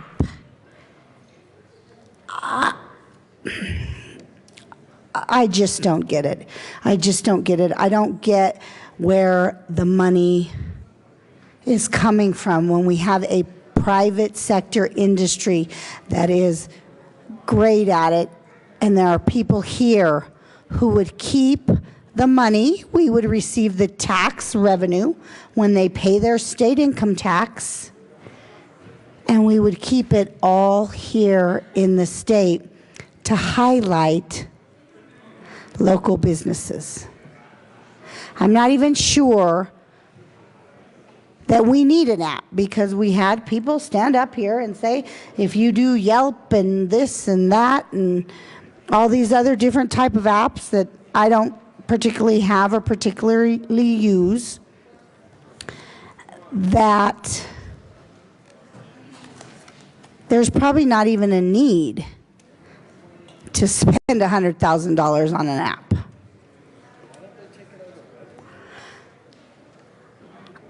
Sitting in the business committee, I have seen many, many bills that OEDIT receives the money to operate and to do all of these different, I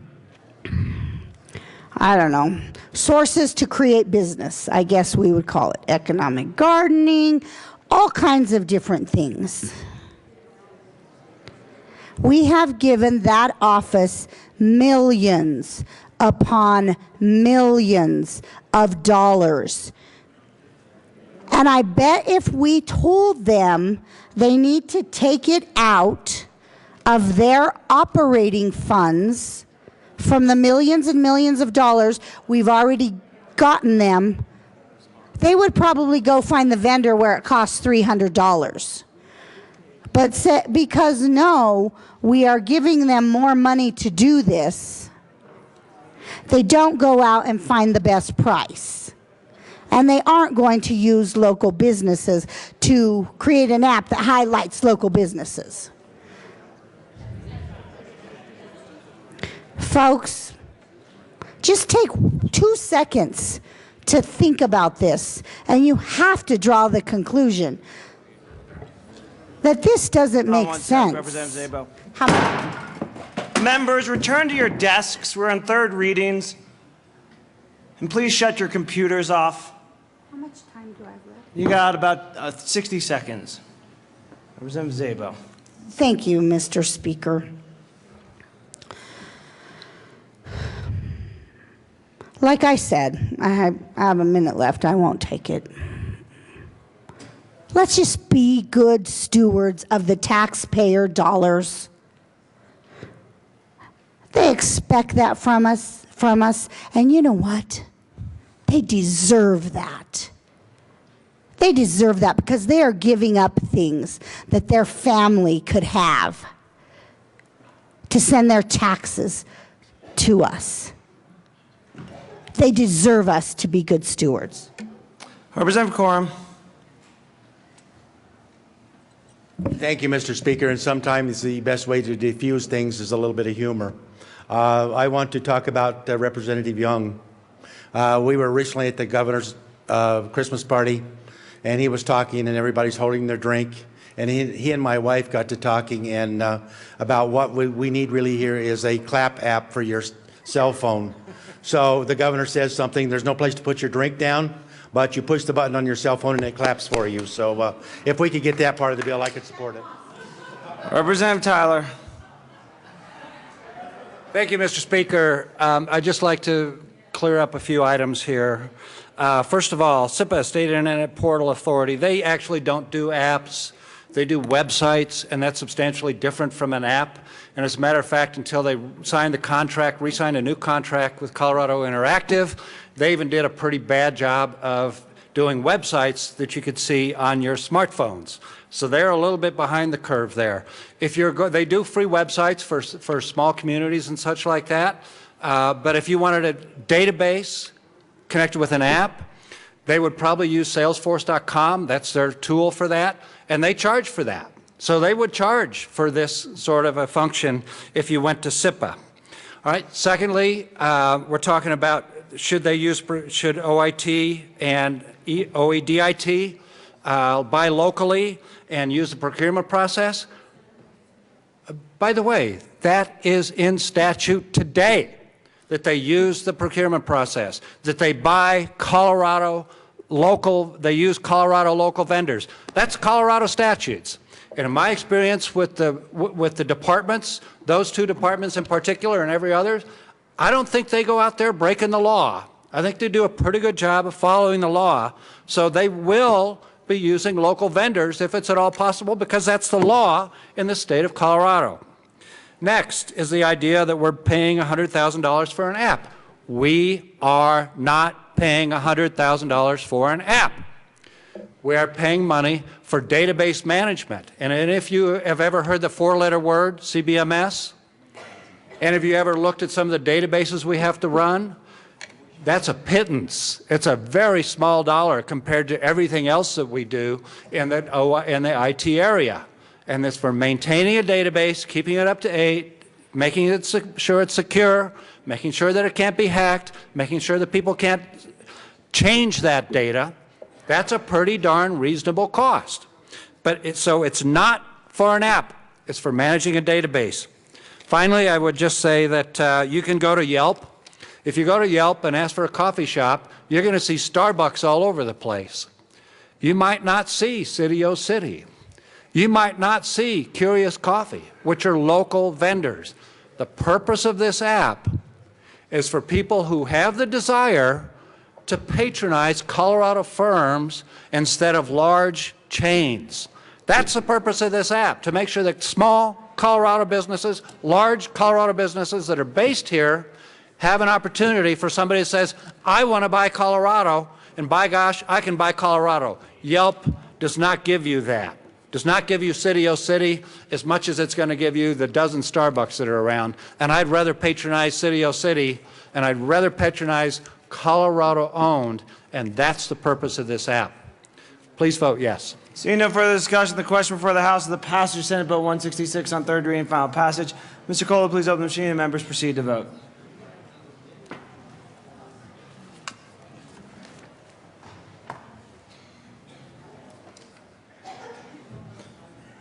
Representatives Del Grosso, Gardner, Giroux, Humphrey, and Pabon.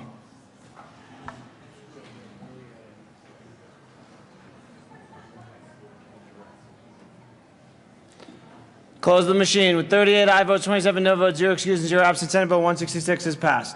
Co-sponsors.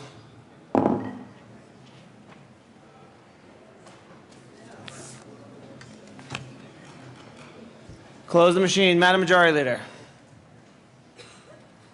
Thank you, Mr. Speaker. I move the House proceed out of order for consideration of House Bills 1392, 1391, and 1393.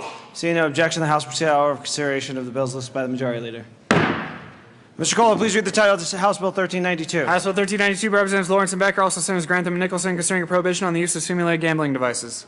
Madam Majority Leader. Thank you, Mr. Speaker. I move for the adoption of House Bill 1392 on third reading and final passage. Seeing no discussion, the question, if you're going to speak, please come down to the well. These are moving. It was read. Representative Navarro. Thank you, Mr. Speaker.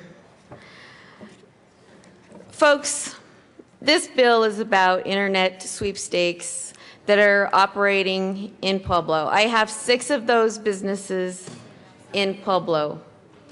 An amendment was added that as of July 1, these businesses will be closed down. These businesses are not functioning illegally. If they were, they'd be closed down. Representative Garcia has mentioned that he has had complaints from the city. I have not. I have spoken to my leaders on a regular basis on many other bills. This needs to go in front of a court and make decisions. They came down and testified that they are willing to be regulated. They want regulation, but the sponsors of the bill have not given them the opportunity to be part of this decision and to be part of those conversations. And this is something that is very important. When we're closing down businesses, we have to be mindful of those that are working in those businesses. These are businesses that are employing people. We cannot afford to close down any more businesses. 6 businesses in Pueblo is a big deal for me. And I cannot vote to close those businesses down. I cannot vote for those employees to not be able to provide for their family after July 1. If it was illegal, they would be closed down. If they were breaking the law, they would be closed down. They're not breaking the law. They're open to internet. You can go in and sit down and lounge and use their internet access and read on your computer. These are internet cafes that are trying to make a living for their families. We cannot shut down businesses.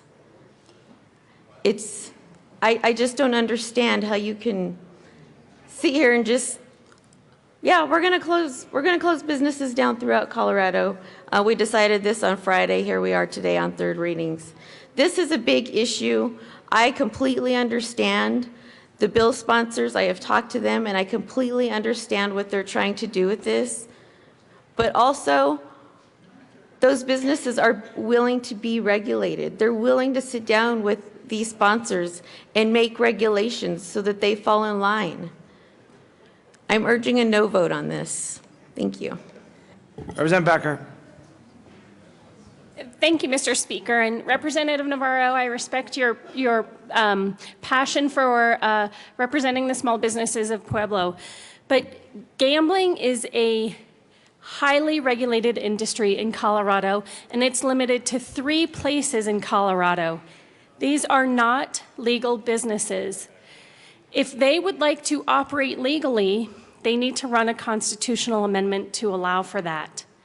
When they opened their businesses, they knew they weren't in the only cities where gambling is allowed. They knew they were not going through the highly regulated process of background checks and consumer protections that all the other gambling industries go through. They also knew that they are not paying the gambling taxes that all the gaming casinos must also pay.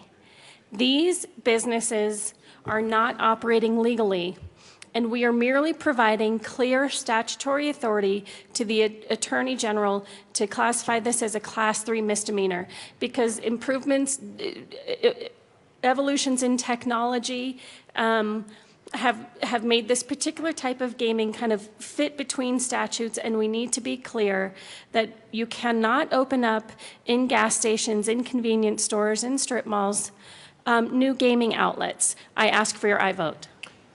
Representative Garcia.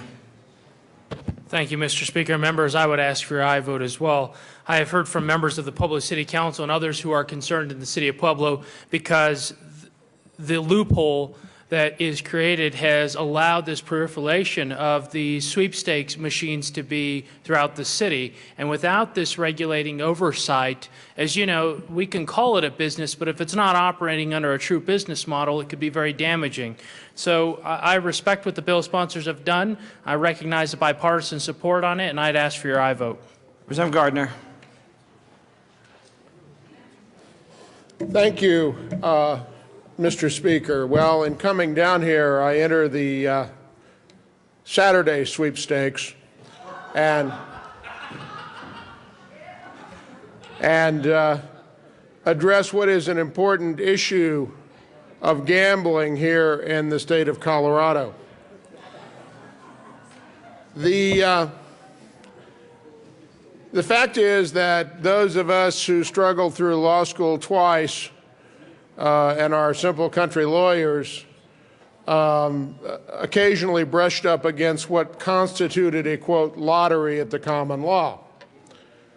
And the lottery at the common law required consideration and chance and prize. And however those came in the deal, it was nevertheless a common law lottery. And so whether people like to acknowledge it or not, door prizes or gambling, they're an incentive to get you to come to a particular event. And while we make allowances for those things and have done things with them in law to not discourage nonprofits from giving away things if you buy a ticket, the fact of the matter is all of those sweepstakes that merchants do have requirements that really you don't have to buy the burger to get the little tickets to play Monopoly or Lotto or whatever. You're really entitled to get those by going in. I'm not sure all the employees know that. But that's not the case with these. I don't think this is a loophole in the law. I think it's a difficulty of enforcement because people don't get it. Now,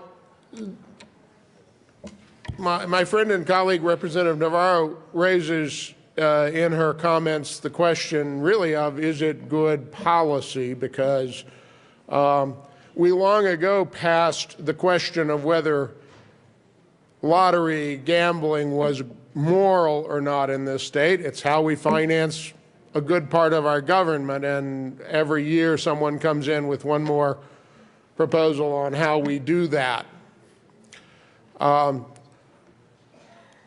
The proponents of this bill, many of them who are involved with the gaming industry and limited stakes gaming, know, because I've made no bones about it, that if I could put them out of business and roll back the clock, I would.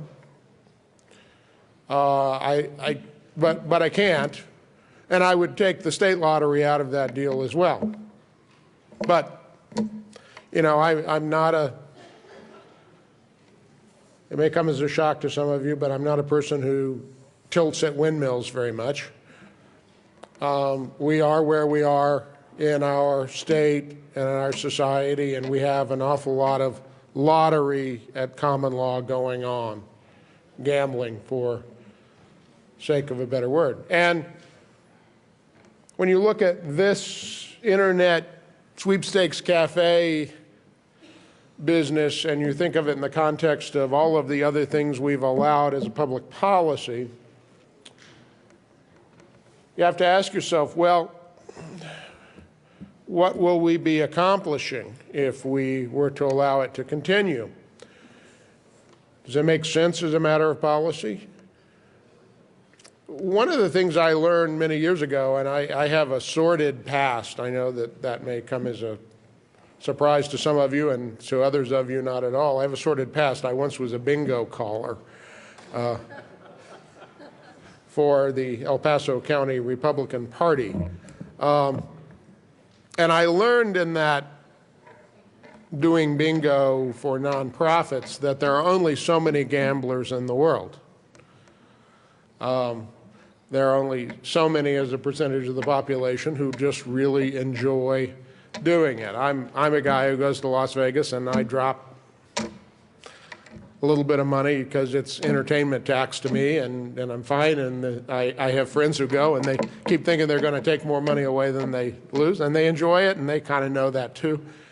But there's only so many people by proclivity that do that. And when we allow one more avenue for this activity, we really take the incentive and the profit away from the other. Hence, if it were up to Bob Gardner, and in Bob Gardner's world, we just wouldn't sanction this as a government for our own or for any other purpose. But since we do, we ought to make it work. It ought to work for those entities that we've done. So I'm going to let the gaming folks in the lobby in on a secret. I'm not really as concerned about you going forward as I am about swim teams and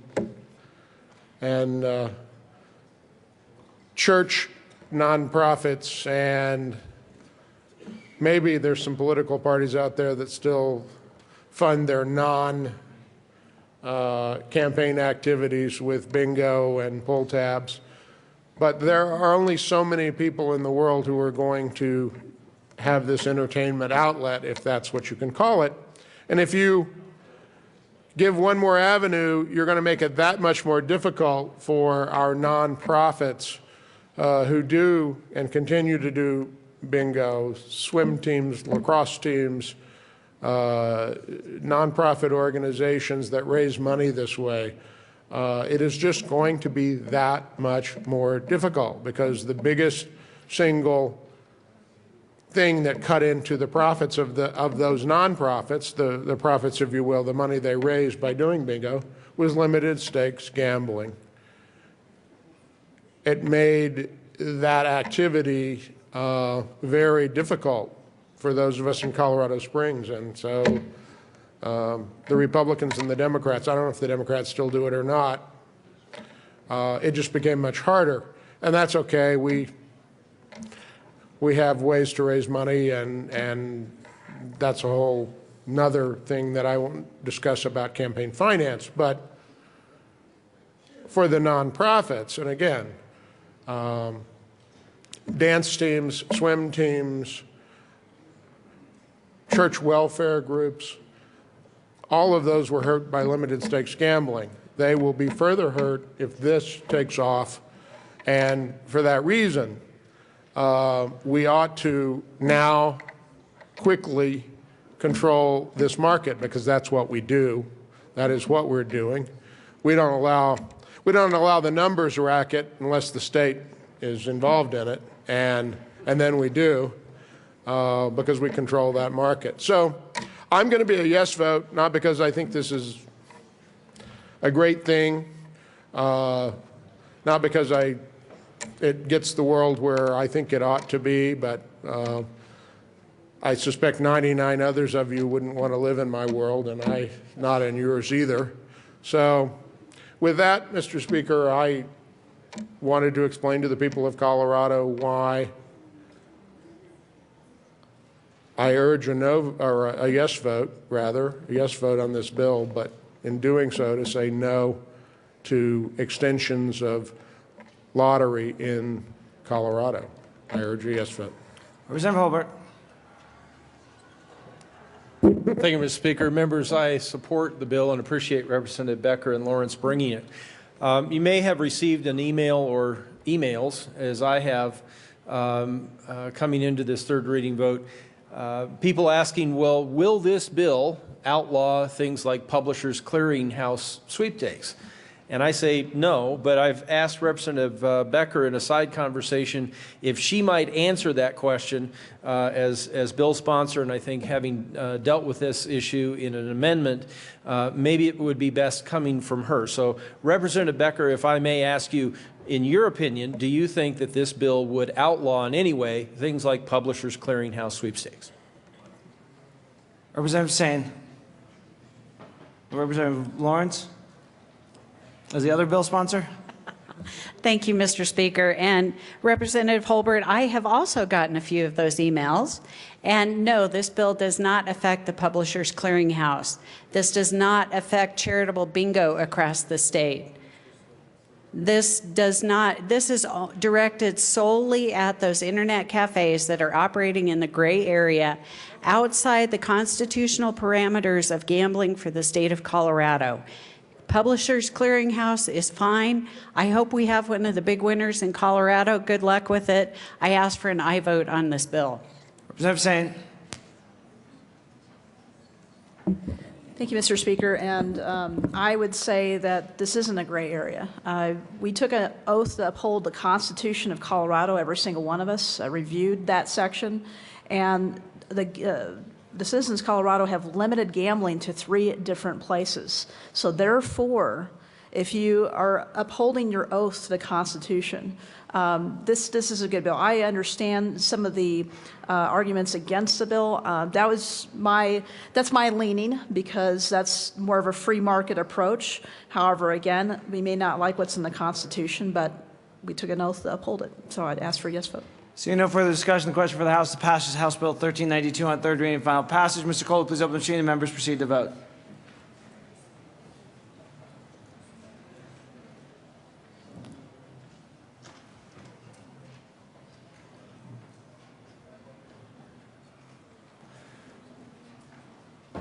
Representatives Buck and Waller.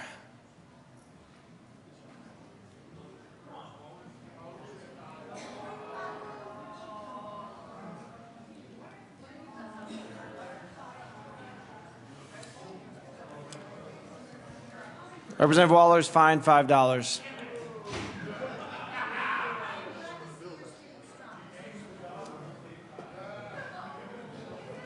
Close the machine with 61 aye votes, 4 no votes, 0 excused, and 0 absent. House Bill 1392 is passed. Co-sponsors.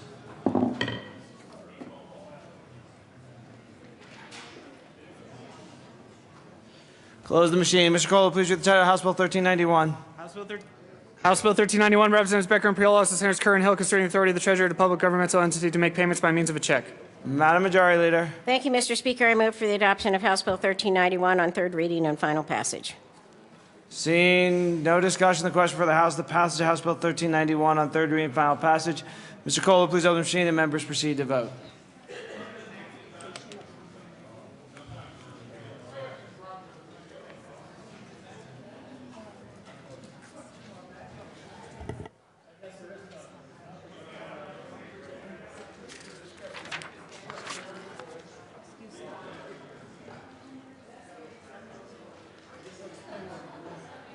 Representatives Lee, Schaefer, and Williams. Close the machine. With 64 aye votes, 0 no votes, 1 excused, and 0 absent, House Bill 1391 is passed. Co-sponsors.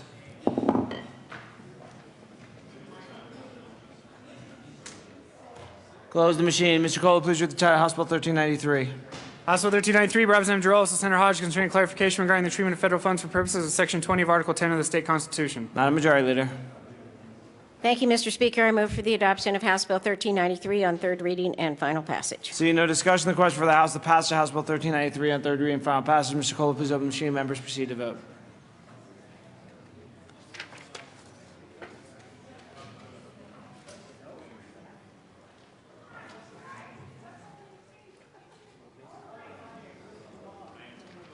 Representatives Conti, Fields, Kraft, Tharp, Priola, and Ryden.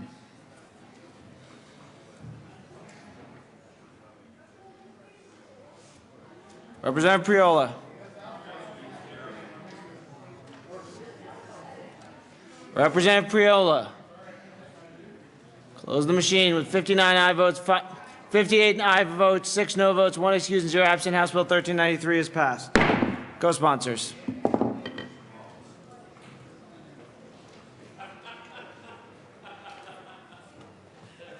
Close the machine.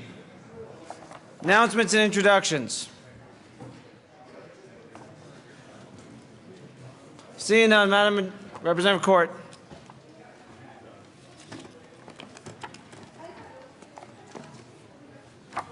Finance Committee, just want to remind you we have Senate Bill 2, Senate Bill 5, and House Bill 1168 immediately upon adjournment. Thank you. Representative Duran. Thank you, Mr. Speaker. This is just a reminder that Appropriations is meeting tomorrow at 8 a.m. If there are any bills that get out of committees today that need to go to Appropriations, they will be heard tomorrow morning. For Transportation Committee today, Representative Sonnenberg will replace Representative Scott on the committee. Members, we will be returning to the floor at 4 o'clock or when committees are done, whichever is likely later. Representative Tyler. Thank you, Mr. Chair. Let's move. Speaker. Someday I'm going to remember that. Someday. Mr. Speaker, thank you. Transportation Committee, let's meet at 11:22. Move promptly downstairs for one bill. Any further announcements or introductions? Representative Gardner. Thank you, Mr. Speaker. Members, listen up. Today is May 1st, and while we did not run a Law Day resolution this year, a matter for which the non-lawyers are probably thankful, I did want to announce to everyone that May 1st every year is Law Day in our country and recognizes the importance of the rule of law in our society and in the United States. And so we're having Law Day luncheon for the House Judiciary Committee, and there will be Law Day luncheons this week and Law Day commemorations and celebrations throughout the state on behalf of your local bar association. So if you see those, please participate. Thank you so much, Mr. Speaker. Representative Singer. Thank you, Mr. Speaker. House Local Government, we will see you at 11:20. Representative Ryden. Representative Pabon. I don't know what I don't ask. No. No. Thank you, Mr. Speaker and members. Listen up. Representative Gardner is correct. It is May Day, and I'd like to take the opportunity to recognize Representative Janice May. Representative Kagan. Thank you, Mr. Speaker. Changing the order of bills that will be heard in Judiciary Committee this afternoon. Senate Bill 206, which is listed as first on the calendar, will not be first on the calendar. It'll be third, fourth, whenever we can get the bill sponsor back from other duties. And Senate Bill 23, which is listed for action only. There will be limited testimony on Senate Bill 23, notwithstanding the action only notation in the calendar. Representative Moreno. Thank you, Mr. Speaker. Members, I have some friends and colleagues that have come to visit us at the House today, colleagues from Republic Services. They're right here at the side of the chamber. Let's welcome them to the chamber, please. Representative Moreno, that'll be $7. Prices are going up. Representative Pennison, did you have? Okay, members, have fun in committees. We will see you back here at 4 when committees are done. We're probably going through dinner tonight. Madam Majority Leader. Thank you, Mr. Speaker. I move the House stand in recess until 1 p.m. this afternoon. Seeing no objection, the House will stand in recess till 1 p.m. this afternoon.